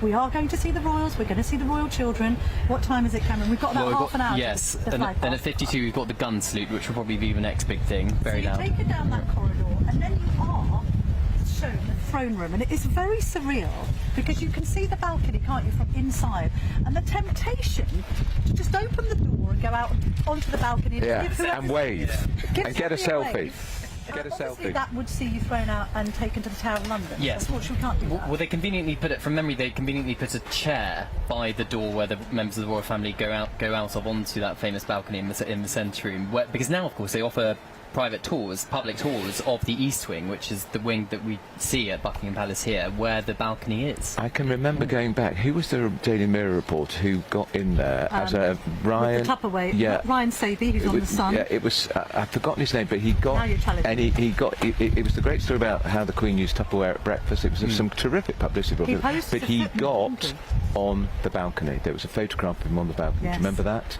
But do Caused you know what? ructions. Again, as is ever the case with some of these stories, it actually reflected really well. It really on the did, late Queen. and they got it She was injuncted quite to stop parsimonious. it. But I think She it was was great eating publicity. muesli from She Tupperware. was. She was. Who doesn't like someone And using the bedroom furniture, it was G-plan. Do you remember? Very bad taste and not expensive. It wasn't elaborate antiques. weren't Prince Edward was very ostentatious. But there was that secrecy surrounding Queen Elizabeth II, whereas King Charles tends to be a little bit more open. So he's opened up the East Wing for everybody to see. And also, even the coronation, he invited a press photographer inside the centre room when he was doing his wave, wearing the crown. That's right. And there was a point of view photograph taken from behind the King of Queen, basically their view of what they see when they're on the balcony of the crowds, and it's a wonderful photograph taken by Chris Jackson of Getty Photography. And for the first time as a royal going on that balcony, it must be hugely intimidating. Really intimidating. And I'd have thought for Queen Camilla it would have been very intimidating I'm for her just the trying to first think back to time. the Princess of Wales. She obviously was out on the balcony on her wedding day. Yeah. We're all waiting for that kiss, which puts them under a huge amount of pressure. How does it look? How is it captured? Yeah. But she'd been on the balcony before, hadn't she? Yeah, must have been. I don't think she would have been, because wouldn't it be you have to be married into the royal Yes, family she would. to be You're on right. to the That would be the balcony. first I time. think she did go to a royal event. Wasn't she invited in advance? Because Meghan famously ended up at a trooping before she'd actually married. And the Christmas before she And the married. Christmas. Right, now, talking about the crowds, let's speak to some punters, because Jack Carson is in Green Park. He's waiting, I think, for the gun salute, so I hope he's got his earplugs in. Yes. Well, thank you very much, both. We are here in Green Park. We've just had the most beautiful horses of the Royal Horse Artillery come in. Of course, the King's Troop, who are going to be doing this gun salute, this 41 gun salute in Green Park at around 12:52, very precisely. And of course, then we will get the fly past afterwards. But I've met some very, very excited and I think proud people here in Green Park. Claire and Kay. Claire, you are the mother of Maisie, who is one of the gunners of the first gun today. I mean, how are you feeling having your daughter take part in this today? It's really, really, really proud. I have no words. It's really proud. Tell us the story of her joining the Royal Horse Artillery. Really, really passionate about horses, and she's 4. Ridden since she's 4. Had a massive thing because her brother was in the forces. And then went into the forces from that, and then Royal Horse Artillery is her dream job. So. And how long has she been part of the Royal Horse Artillery, and when did she find out she was going to be part of these events today? Probably she's been in for just over a year, and for the events for today, for the last couple of weeks they've been in a number of events, but yeah, today is one of her major. What's the word? Well, it's one of the ceremonial duties, of course. This is probably the biggest kind of annual ceremonial task they'll take on, and your daughter's part of that. No, I'm lost when I speak. Kate, I mean, your godmother, tell us how it is for you, because I guess you've seen Maisie grow up. Emotional. She was our bridesmaid a few years back, and so proud, and like I say, very emotional. It's lovely to see her. What can I say? Speechless. Oh, ladies, thank you so much for talking to us and see how emotional you are. But and that is exactly, you know, the thing that we're seeing all down the Mall, with how proud people are to be British and be part of this celebration. As you hear from Kay and Claire there, just how emotional they are. That their daughter Maisie is one of the gunners. If we just pan back to that first gun, Maisie is the second to the left there. She will be the gunner as part of this 41 gun salute that we're going to get a little bit later this hour.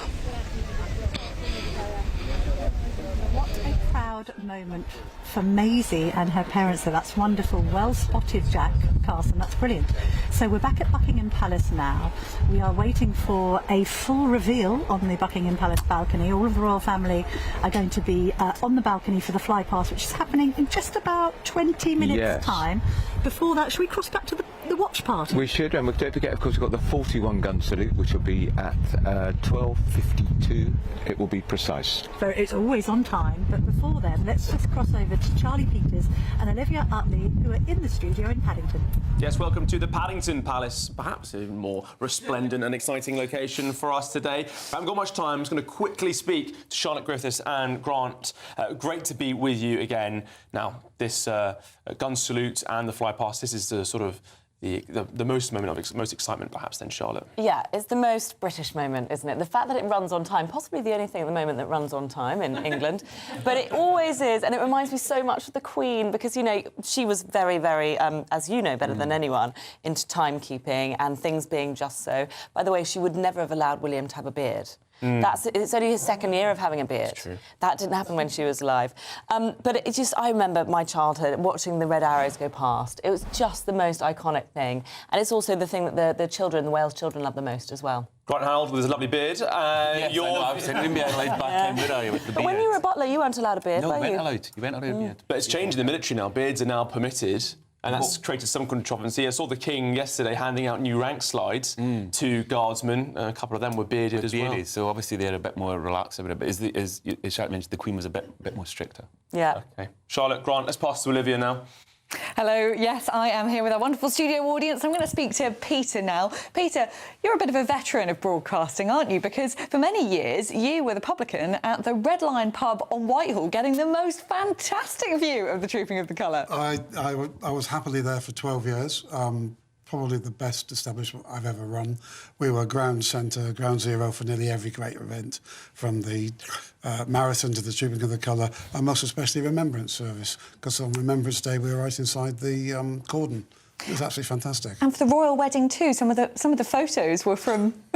Yes, I shouldn't admit it, but most of the pictures of the carriage coming up Westminster, or Whitehall, that were on the fronts of all the newspapers the next day were taken from my living room above the pub. Well, I wish I'd known you then, Peter. I was camping out in St James's Park in the rain. I didn't see a thing, so I should have been in your sitting room. You'd have been very welcome, Olivia. Thank you so much, Peter, and thank you from our brilliant studio audience. We will be back to them throughout the rest of the show, but for now, back to Camilla and Andrew.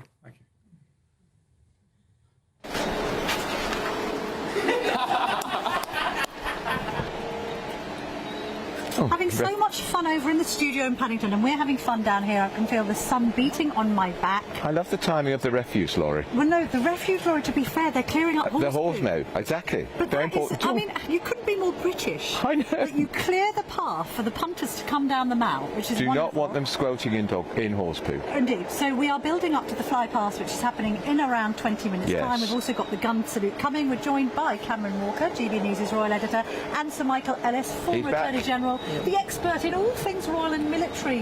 Michael, what do you make of this morning? It's gone very well, I think it's gone very well indeed, and I think it was a very nice touch to have all three services lining the route.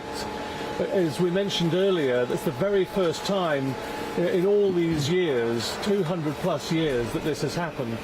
So the Royal Navy were here, small contingent, only about 50 men I think, but they actually played, as they just marched off, they played Rule Britannia, and there's a little rule for the military, which is that if you're playing Rule Britannia on parade, you have to have a First Sea Lord's permission. Oh. So I hope someone got permission from the First Sea Lord, otherwise the bandmaster's going to be in trouble. Yeah, right. I mean, if the First Sea Lord couldn't give permission, we did have Tim Lawrence, who's very senior in the Royal Navy, isn't he? And therefore he could have been made possibly. Yes, he's retired now, I think. I think the King's probably quite senior as well, isn't he? He was the King's quite senior as head of the Navy. Vice Admiral, yes. We also saw the Royal Lancers. They did some of the street lining as well. Do we normally see the Royal Lancers? No, that's what I thought. Not often on parade, but they are the last unit of the British Armed Forces. I think they may be the last unit of any armed forces anywhere in the world that parade with lances.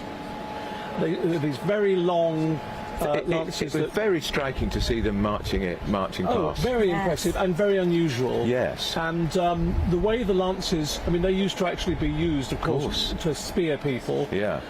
And the crimping that is in the design of the lance now stems from the fact that how they looked after they had been used, caked in blood. And so they actually, have this style now. The lances did have practical use 100+ years ago. Yeah. Rorke's Drift, you think probably very useful at Quite possibly before the Boer War, I would have thought. But yes. Aliwal possibly, but I think they've all been marching past the King there now, who will be taking some rest, I think, before he comes onto the balcony for the RAF fly past, which is always dependent on weather, as you were saying before, Camilla, and but I think we've got very fair skies at the moment. It also depends on operational requirements. Yes. Who actually will be flying past. But I suspect we'll see some helicopters as well as some fighter jet aircraft. Which will appeal to the Prince of Wales because he used to fly very them. much so, and the young princes, no doubt. Really enjoy that. You'll remember little Prince Louis putting his hands over his ears when they He had lots of hands over ears because do you remember the little bridesmaid to William and Kate back in the day? I think it was one of the Van Cutsem girls. She also thought, goodness me, it wasn't just the aircraft overhead, it's also the crowd screaming and shouting. It's incredibly loud. A bit intimidating if you're a child. And the crowds are now walking up the Mall, Michael, which is a big part of the tradition. They are just being let in now. Just being allowed in. Very slowly. And there's a thin blue line of police officers wearing everyone's their in the best of order there, custodian. That's right, wearing their custodian helmets and their tunics and white gloves. We're very good at queuing for ceremonial reasons, Michael. It's not. Yes, I mean, we used to see police officers from the Met dressed like that for every troop in the colour, all of them. Now only some of them are dressed properly like that. But it's very nice to see it, and of course, there is an authority behind that uniform that goes back many, many years. I can see people walking up the Mall in top hats. Wow. It could only happen in Britain. Only in Britain. Only in Britain could that happen. Yes. Top hats and Where's tails. your top hat today? I didn't do Ascot this week. It's Ascot next week. It is. Are you going to go? I can't actually. I am covering Ascot and going to Ascot. So due to go on Friday, but I've cancelled because we have a rather important by-election. Yes. We are split. You see, these people, media whores like Andrew and I, who have many hats on, politics and royals. You have to pick and choose. I will be doing my... You're not allowed to mention it on GB News, but there is a by-election. There is, and normally I don't do my show on Friday, Monday to Thursday, but I'm doing it on Friday with Miriam because it will be a huge story, whatever the result. We're not mentioning any names because we don't want to have the names on the camera. Can I also say that my show next Sunday will probably be blockbuster, as it always is, because we have to reflect on what's happened. What happens, but away from that subject, just so we don't get the legal department. We don't want knickers in a twist. They're already in a twist, I suspect. I can name two names that are not political. Good. And these are the two, they're Lance Corporal of Horse, who were banging the drums that we heard. The silver kettle drums that I mentioned earlier from 1805 and 1821 that were gifts from previous monarchs. And I think it's only fair to mention Lance Corporal of Horse Diggle on the horse Perseus, and Lance Corporal of Horse Buswell on the horse Apollo. And these are great names, aren't they? Just. And they were Greek gods and all that. Absolutely right. Well, some of the military horses have wonderful names. Yeah. And so they had charge of those 200-year-old solid silver kettle drums that are absolutely priceless. Also very heavy, I would imagine. Very heavy. Me, what a job to do on a day like today. Did you know, Camilla, those horses that carry those, they have a military rank. They're the highest ranking animal on the field. Are they? They have the rank of major. those two horses, the drum horses. And do they bark out orders? I'm not sure whether they bark out orders, but they're treated with very great care and respect. Reverence and respect. And they're massive fans of Keith Moon and indeed Phil Collins. Now, of course, we've got a very small, tiny little smattering of Republicans. Oh, look, we mention them because but they're in a very, very tiny one of our minority. cameras is picking up this Republic protest. Okay, well, at the moment we're just looking at the crowd. So people have very well organised themselves, end up being alongside the Mall. There we are, there's the protesters. They're from Abolish the Monarchy. Yeah. Now, Graham Smith, who's the head of Republic, did put out a press release earlier today saying that he was disappointed that the commander in charge of policing today, a lady called Claire Smart, had withheld the protests and said that they couldn't come down and disturb the events here.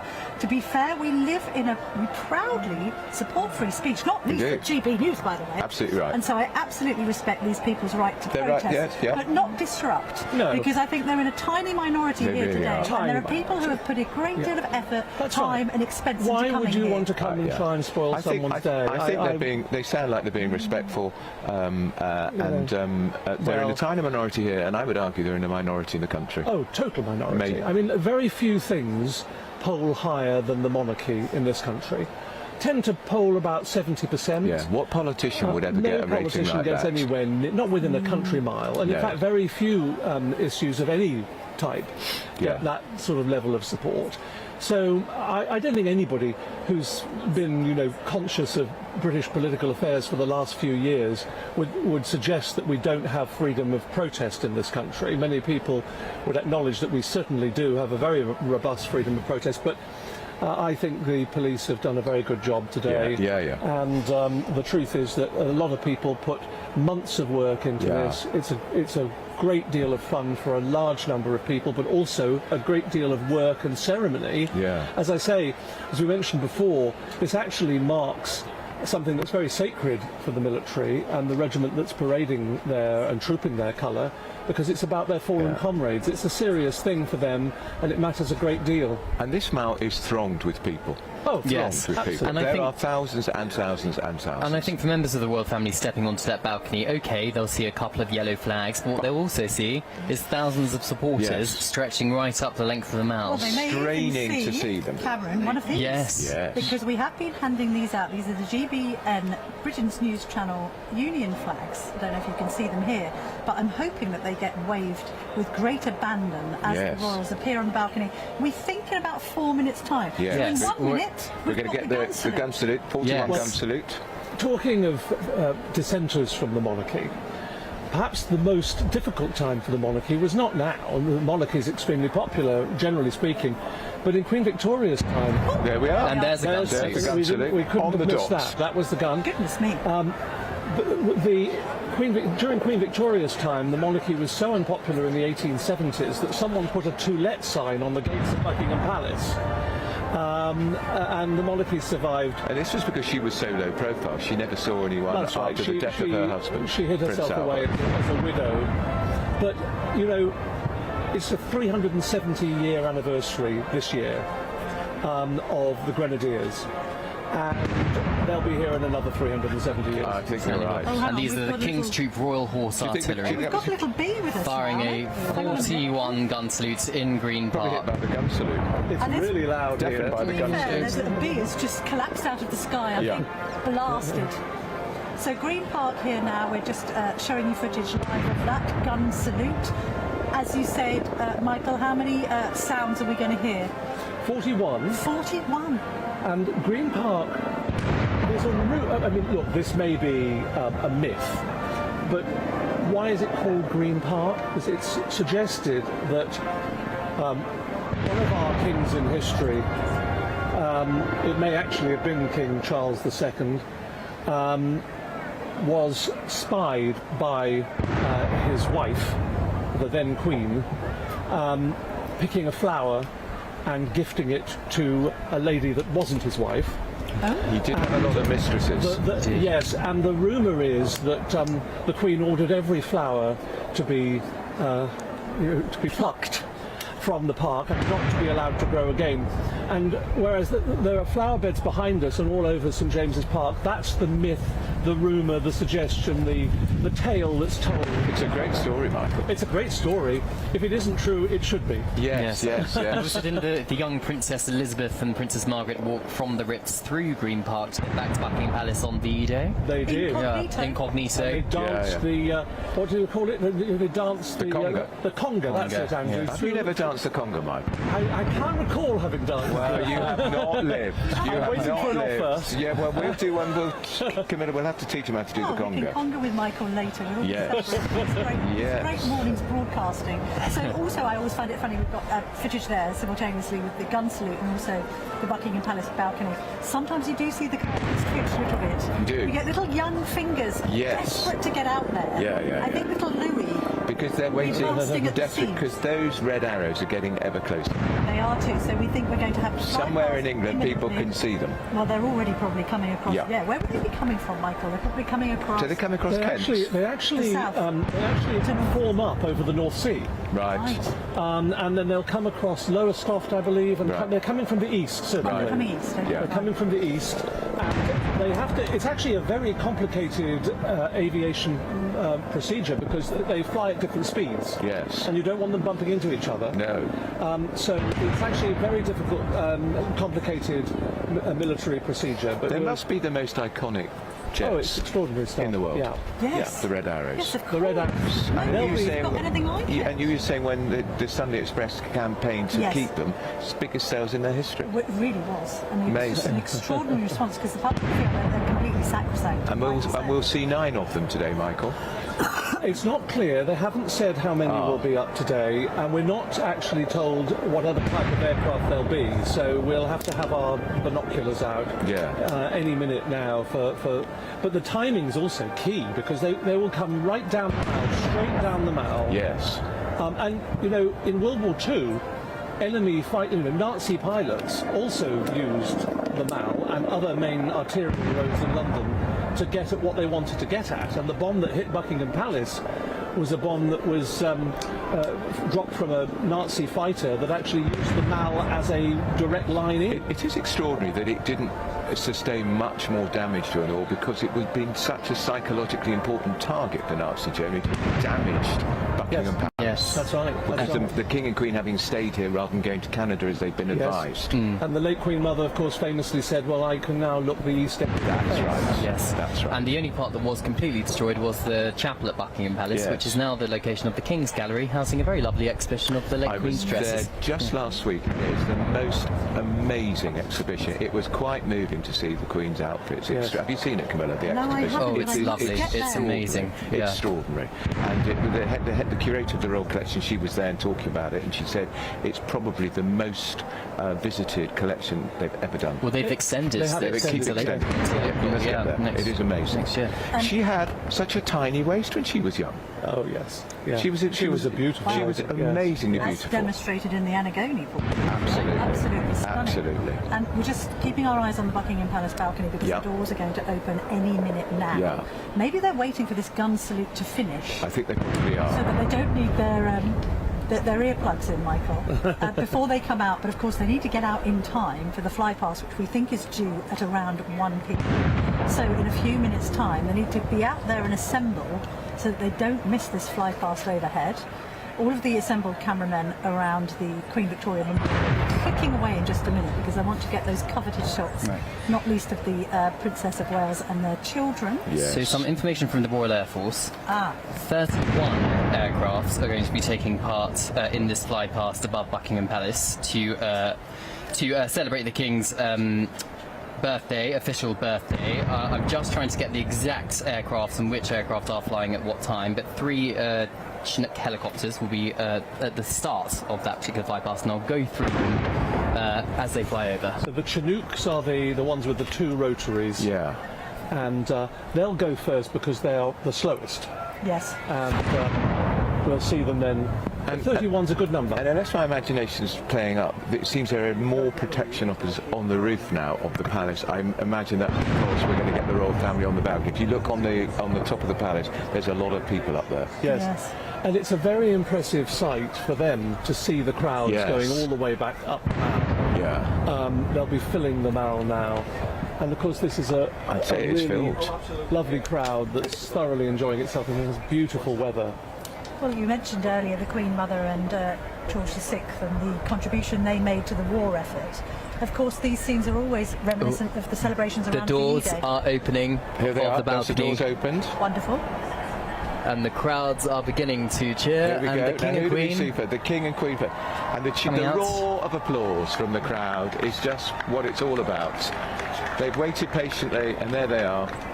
Matching red. Matching red. All sets of doors are open, so everyone can go out. There we Princess can see, of Wales now with her children. Prince Louis first of all, then Charlotte. How tall is he now? George is almost taller than his mother. Almost caught up with his mother. They put him in a grow bag. Well, I think he has caught up with his mother because his mother's going to be wearing very tall heels. And he's...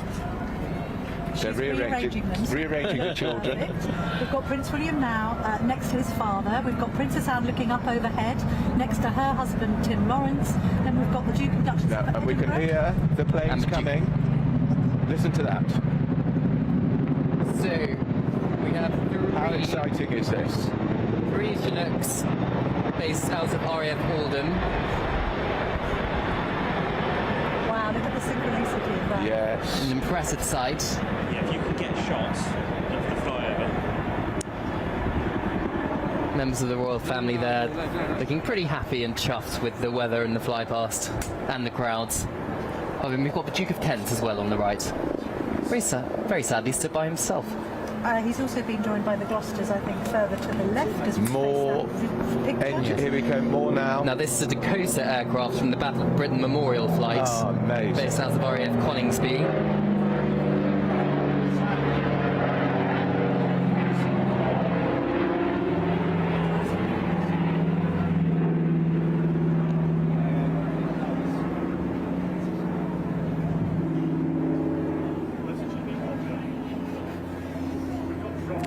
They're not very close together, are they, Michael?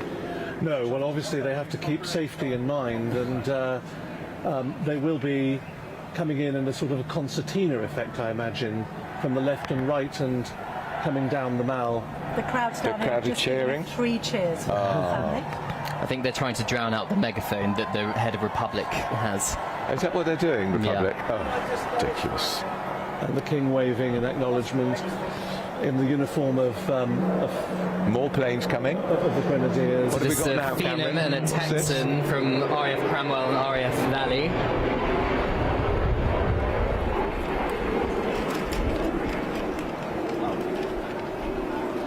They look so close, it gives you goosebumps, doesn't it? How they coordinate. I know. Amazing.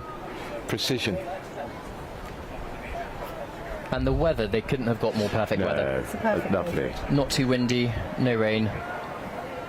And I've been here in wind, rain and shine, and this is possibly the best conditions we've had for a fly wasn't past. it 2 years ago it was a monsoon? Absolutely, yeah. And unfortunately for the coronation, they had to cancel all of it apart from the red arrows from memory. Right. I do because remember. the weather was too appalling. Again, the red arrows. And, they weren't, and the King and Queen didn't go on the balcony for very long.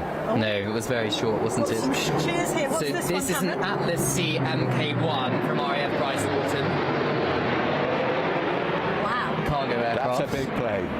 Love that. It's enormous. That's a big one. It is. That's the big Carry beast. a tank.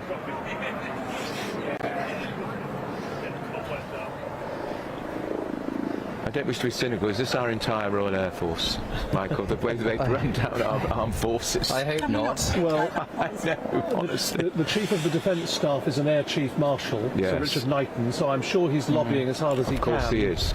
We hear he wrote a letter to the Prime Minister, but the Yes. contents have not been released. It's not been divulged, but I suspect it will be leaked at some point. Now, the next aircraft is a very poignant one. It's the Globemaster RAF C-17 aircraft from RAF Bryce Walton. Now, that's the type of aircraft that carried the late Queen's coffin back from Scotland. Right. It also carried a number of our Afghan and Iraqi fallen warriors back to Britain, and the Queen allegedly said, if it's good enough for my boys, then it's good enough for me in terms of carrying her coffin back to London. She was so over the detail, wasn't she? She was. She every approved minute her of it. funeral and that 10 days of mourning. The Prince just having a quick, Prince of George having a very quick word with his grandfather by the looks of it, the King, and Prince William owes to be a lip reader.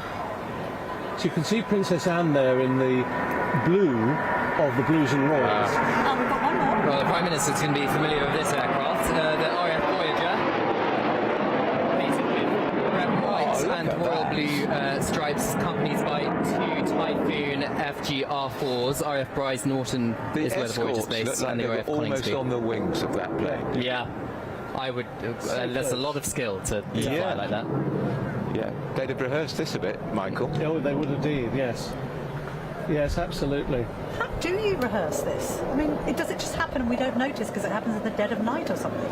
Well, a lot of it, of course, is the skill of the navigator as well as of the pilot. Yes. Because of the timing is absolutely crucial. I mean, you know, we talk about how they seem to be spaced apart, but in fact, in aviation terms, they're really close together. So this is a Poseidon MRA-1 from RAF Lossiemouth, Where Prince William was stationed for a while. Yeah. I think Before he moved to Poseidons Wales. are surveillance aircraft. He did a stint in Lossiemouth, didn't he? And Yeah, I then he think he came did. down to Yes. Anglesey. Yes, he did. Yeah. I also like how they use aircraft from through the ages. Well, Yes. Britain's RAF from the Battle of Britain onwards. Yes, I think it's yes. it shows our history and our Well, and of military course- might through the ages. And of course, the RAF won the Battle of Britain. They did. From the No, look, Luftwaffe. they're the children. They're all well positioned, looking forward to the crowd. Yes. So this is an RC-135W Rivet joint aircraft from RAF Waddington.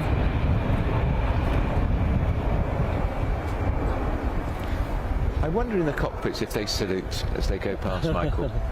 That I don't know. But I think they're very proud. This is their moment to shine. Absolutely. And the Royals do seem to enjoy it very much. We used to have naval fleet reviews as well, of course, which was, you know, an opportunity for the Royal Navy to position many warships in the same place and to sail past. And here are 4 Typhoon FG-R4s coming from RAF Lossiemouth and RAF Coningsby. Again, very close together. Tight formation. Now, that was why Prince Louis was literally craning his neck and nudging his brother because he's very excited to see those 4 aircraft. Those are the And who fighter can blame jets, him? They're yes. great, aren't they? Yeah. Shades of Top Gun, Michael. Yeah, Louis is looking particularly excited on the Yeah, he's balcony. loving that. Yeah. Chatting to his brother. Dad, look at that plane. Yeah. Boyish enthusiasm bubbling over. And I think we're about to get the grand finale of... Really? Drum roll. And the crowd are already cheering. And look at that. All the cameras pointing in the air. Here they are.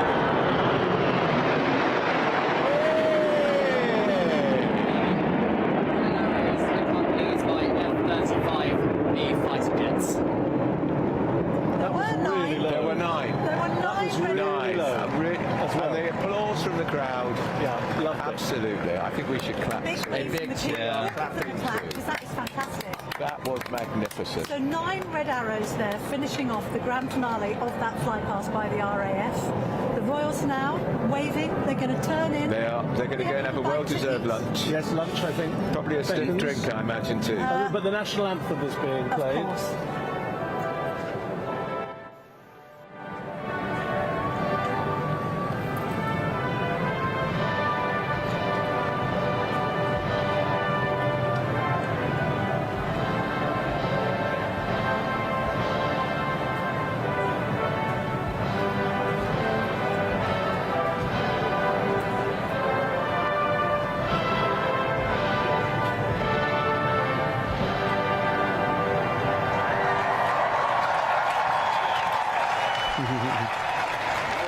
And the Royal Standard there with the yellow quadrant is for Scotland, of course, the Lion Rampant, and the Lion's Passant for England, and of course the Irish Heart. Well, didn't they do it well? What an really extraordinary synchronised timing. Well, I tell you what, it's synchronised wardrobes as well, because Louis' tie matched his mother's dress. We then had the little trim, the white trim on Kate's dress matching Princess Charlotte's. They do these things very well. Nobody does, Camilla, nobody does it better. Nobody does it better.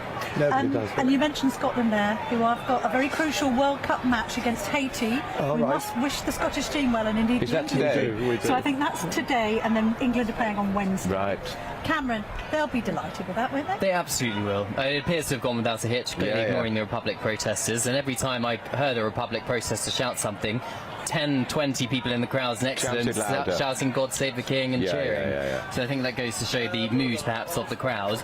The weather was perfect. The King and Queen clearly looks very animated, I believe. Prince Louis, of course, his usual boyish self, getting very excited by the aircraft. Those pictures will be on every newspaper's front page. They will be. Every single newspaper. They still sell newspapers. They still generate huge viewing figures, listening figures. They are still box office, and they did it so well. And we mentioned earlier about the children being exposed to media or whatever. These three are blood prince and princesses, and they grow up with this. This is all they know, and they clearly are comfortable with it, and they enjoy it quite clearly. Yes. They were loving waving from the carriage at the crowds. Really enjoyed it. Yeah. It's always Louis, isn't it? He basically encapsulates the mood of the nation with his excitement at what we just witnessed. Michael, what happens now? Those uniforms get unbuttoned, the medals come off. Lunch beckons. Does it? They put their feet up, they take off the bearskin hat, and presumably they pour themselves a gin and tonic. A gin and it's, I certainly wouldn't blame them if they did. But I think there's usually a bit of a lunch, isn't there, Cameron? A big lunch. Yeah, quite possibly. Extended family might be invited. Maybe a gin de bonnet. Yes, and but it's I think it's been a great success. I agree. And it's the successes for the military, for the Grenadiers, because they are the ones who are marking their 370th anniversary. Absolutely. There's a bit of a face-off going off here because we've got a number of Republic protesters they've got yellow umbrellas. Yes. I don't know what's written on them because I can't see it from behind. I think it says "Not my king." Yes, that's what they normally say. He is actually their king. He is their king, whether they like it or not. Well, they may not like also, there's only about 10 of them. Yes, there's tens of thousands of People are then booing them for calling it out. But let them protest because people can see what a tiny minority number. they are. So what a tolerant nation we are. Yes. And country, we allow this. We do, and GB News, we encourage free speech. We do. But by the way, there are military parades even in Moscow, aren't there? I mean, that's what most countries around the world will have a sort of a national day. It's not just monarchies. I don't think you'd be allowed these protests at a military parade in Moscow. You wouldn't. Somehow. Or other countries I don't think gangster Putin will put up with that very long. It's a good example. If you want a president, yes, exactly. Go and have a look at Russia. See how that's working out for them. We're going to come back here in just a moment, but let's cross now live to the official GB News watch party in the studio with Charlie Peters and Olivia Utley. The Paddington Palace, quite possibly the most patriotic basement in Britain. We've been watching along for the fly past, the gun salutes and the balcony appearance. Olivia. Well, yes, we have, and so much to unpack there. I think we should start with the balcony appearance. Obviously, that's what a lot of royalists have been waiting for. We've still got our very patient, fantastic royal experts here in the studio with us. Charlotte, I'm going to start with you. Obviously, far more slimmed-down royal balcony appearance than sort of 5-10 years ago. I think at one point there were about 40 of them up there. It looked like they were going to fall off the balcony. And now didn't actually count, but sort of 10. What do you think that symbolises? What do you think it means? Well, I think it's modernity, really. I think that's the most we'll ever see again. I think that's the core team now. And when the Queen was alive, the late Queen, she thought that it was a really important moment to display absolutely every member of the royal family and show what a big and strong monarchy we had. But times are just so different now. People want to see value for money from their monarchy, and they want to know that the people that are on the balcony are royals that are very, very dutiful, work a lot of events, and, it's a very slimmed-down balcony. I'm actually a little bit sad about it. I quite liked it when there were sort of 20 or 30 members of the royal family, but, then again, you don't really want to feel that you're paying for them all, I have to say. That's very true. Grant, it's interesting who we do end up seeing, isn't it? Because, as Charlotte said, it is the hard workers who are out there on the balcony. Yes. It's not necessarily just the closest relatives to the King. Of course, we don't see Andrew there, we don't see Eugenie and Beatrice, but we do see the Duke of Kent. Yes. Quite nice, in a way, to see some of those older, really hard-working members of the royal family honoured. He's now obviously retired, but, he was very much part of the royal family, so it's nice that he's still there. and of course the Gloucesters still undertake royal duties. So, I mean, what you're seeing in the balcony is the royal family. That is the Wickham members of the royal family. So it's right that they're all there. Charlotte said, though, it is going to obviously, sadly, over time, it will become less and less. And of course, the core is obviously going to be focusing on the future Prince William when he's king with his wife and his children. That will be and I'm guessing when that time comes, that will be the only people we might potentially see on the balcony at one point. There might be a time where it gets bigger again, actually, because let's not forget that the 3 Wales children will grow up very fast, as it turns out, and then they'll have children. Well, if they all might have 3 or 4 of their own, we could see and the balcony will expand again. I'm going to pass over to Charlie now for our final hit with our fantastic studio audience. Charlie. Yes, and I'm very happy to say I'm joined by Chris here, who was watching along. What do you make of the fly past there? Great, it's good to see. Like someone said, pomp and ceremony, it's what we do best. It's nice to see. Makes you sort of proud to be English again. Nice, like I say, it's just nice to see it. The way the world's going at the moment. I think Charlie, they should come out on the balcony on a weekly occasion and wave at the crowds and things just to sort of like cheer us all up a bit. But good. Fantastic. And you're happy with the size of the balcony? Stripped down monarchy? A little No, I'd like to see bigger monarchy. Back to like Henry VIII type times. All up there, lording it over everybody. That's the monarchy I'd like. And the punishments for those who misbehave as well? Yeah, ducking stalls, all that sort of thing. But like she just said, like you said, it's the sort of modernity now, sort of just the modern way. That's the way it's going. But, well, Chris, I tremendously regret that we came to you so late in the programme. I think you might be the best audience guest we've ever had. I'm available, come back. Saturday afternoons, I'm free. We do Saturday mornings, Olivia, and we'll have you back in next week to do more of this. I can do balconies and waving. I'm slightly concerned you might have my job, to be honest. Chris, but it's been a pleasure speaking to you. From Olivia and I and all of us here at the Watch Party. Thank you very much. Back now to Andrew and Camilla. And Chris. Thank you to Charlie and Olivia and everyone at the Watch Party. Bring back Henry VIII. Do we really want beheadings, jousting, a bit of real tennis? No, and I don't think we want our king to have food. 6 wives. Gout. Can we just keep one wife? Well, I think it was a bit more than gout he had. No, he had all sorts of things. Yeah. We're going to be back in just a moment, but let's just have a quick break now, refresh the memory, and then we'll be reflecting on the events that we've witnessed here outside Buckingham Palace this morning.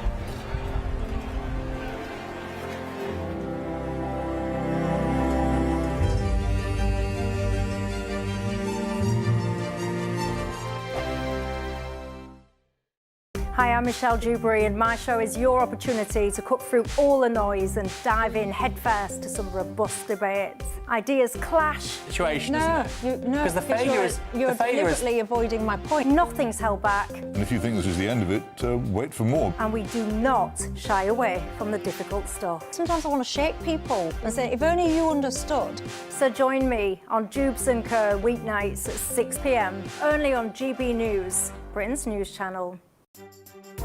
Some people enjoy lazy Sunday mornings, but not me. What's the truth of the matter? So that's a very live question. Would you support him if he waters down these plans? Before the spin sets in, I'll be getting to the truth. This is personal. No soft questions, no easy answers. It's one thing if the state has rules in this country. It's another thing whether the police and others actually police them. Setting the agenda and holding those in power to account. You can't really blame her if the system is set up this way. You will not want to miss it, trust me. The Camilla Tominey Show, Sundays from 9:30, only on GB News.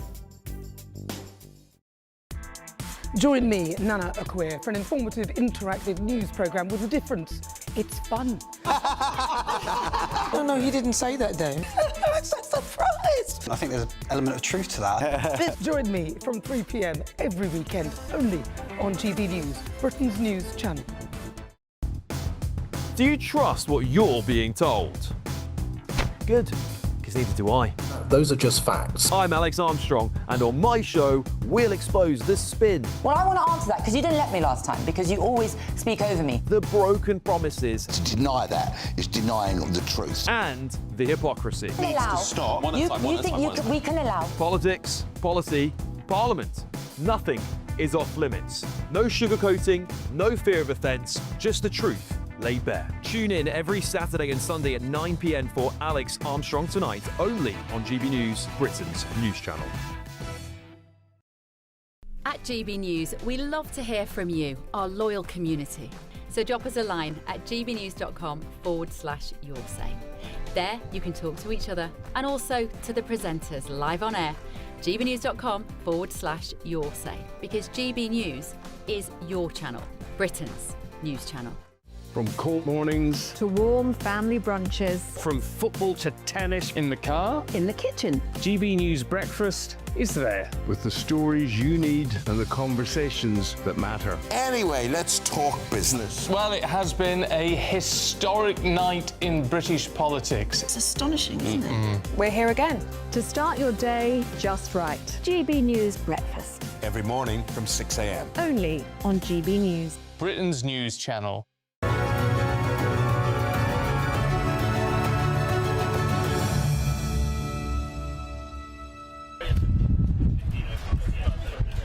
Welcome back to Buckingham Palace for final reflections from a very successful trip in the colour covered by GB News all morning. Sir Michael Ellis, final thoughts. Well, Camilla, I think there'll be a few soldiers having a drink tonight in local public houses, and I think they deserve it because they'll have worked for months for this. These are operational soldiers, by the way. They are people who go and fight for this country, and they don't just parade ceremonially. They do that as well as being operational soldiers. I think the Grenadiers will be really happy with how today went. They should be. You know, they're devoted to their sovereign, so much so that when they were formed under King Charles II in 1656, when he died in 1685, they wore black armbands. The drummer for the Grenadier Guards only stopped wearing a black armband during World War II, about 300 years after the event. Hang on a minute, Michael, I think we're having trouble with the sound here. Is that right, team? Do we need to go to Dawn now?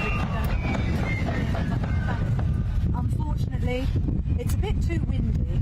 We've had great weather all morning and now it's too windy to be heard. I'm going to go like that to see that you hear me, but thank you so much for joining us for this special Trip in the Colour at Buckingham Palace with me, Camilla Tominey, and Andrew Pearce. Andrew Pearce. Thank you to Cameron Walker, who'll be bringing you all the royal news from the week.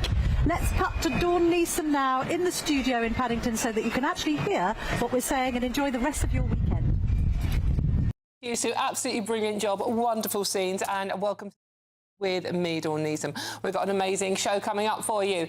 And remember, this show is nothing without you and your views. We can talk about all the stories we've been covering today, the royal stuff. It was amazing, wasn't it? No one does pomp and pageantry like we do. We've also got some other stories. We're going to shake it up a bit, have a little bit of fun. It's a Friday, and we are obviously celebrating. We have a little birthday cake here. It is GB News' 5th birthday today. It starts at 8 o'clock tonight, but I'm getting in a bit early, as I would. So thank you for your company, because GB News, as you know, would not be here without you. So thank you so much for your company throughout the past 5 years, and let's make the next 5 years even better, shall we? Get in touch. Let's have a chat. gbnews.com/yoursay. Join the conversation, join the party. Right, now, the top story we're doing, moving away from the royals for a bit, we are actually now talking about politics here because somebody has to. It does involve defence, as it might do. Defence Secretary, following the resignations of John Healey and Al Carnes, the reshuffle comes as Sir Keir Starmer faces growing pressure over defence spending, with reports ministers wanted billions more than the Treasury could afford.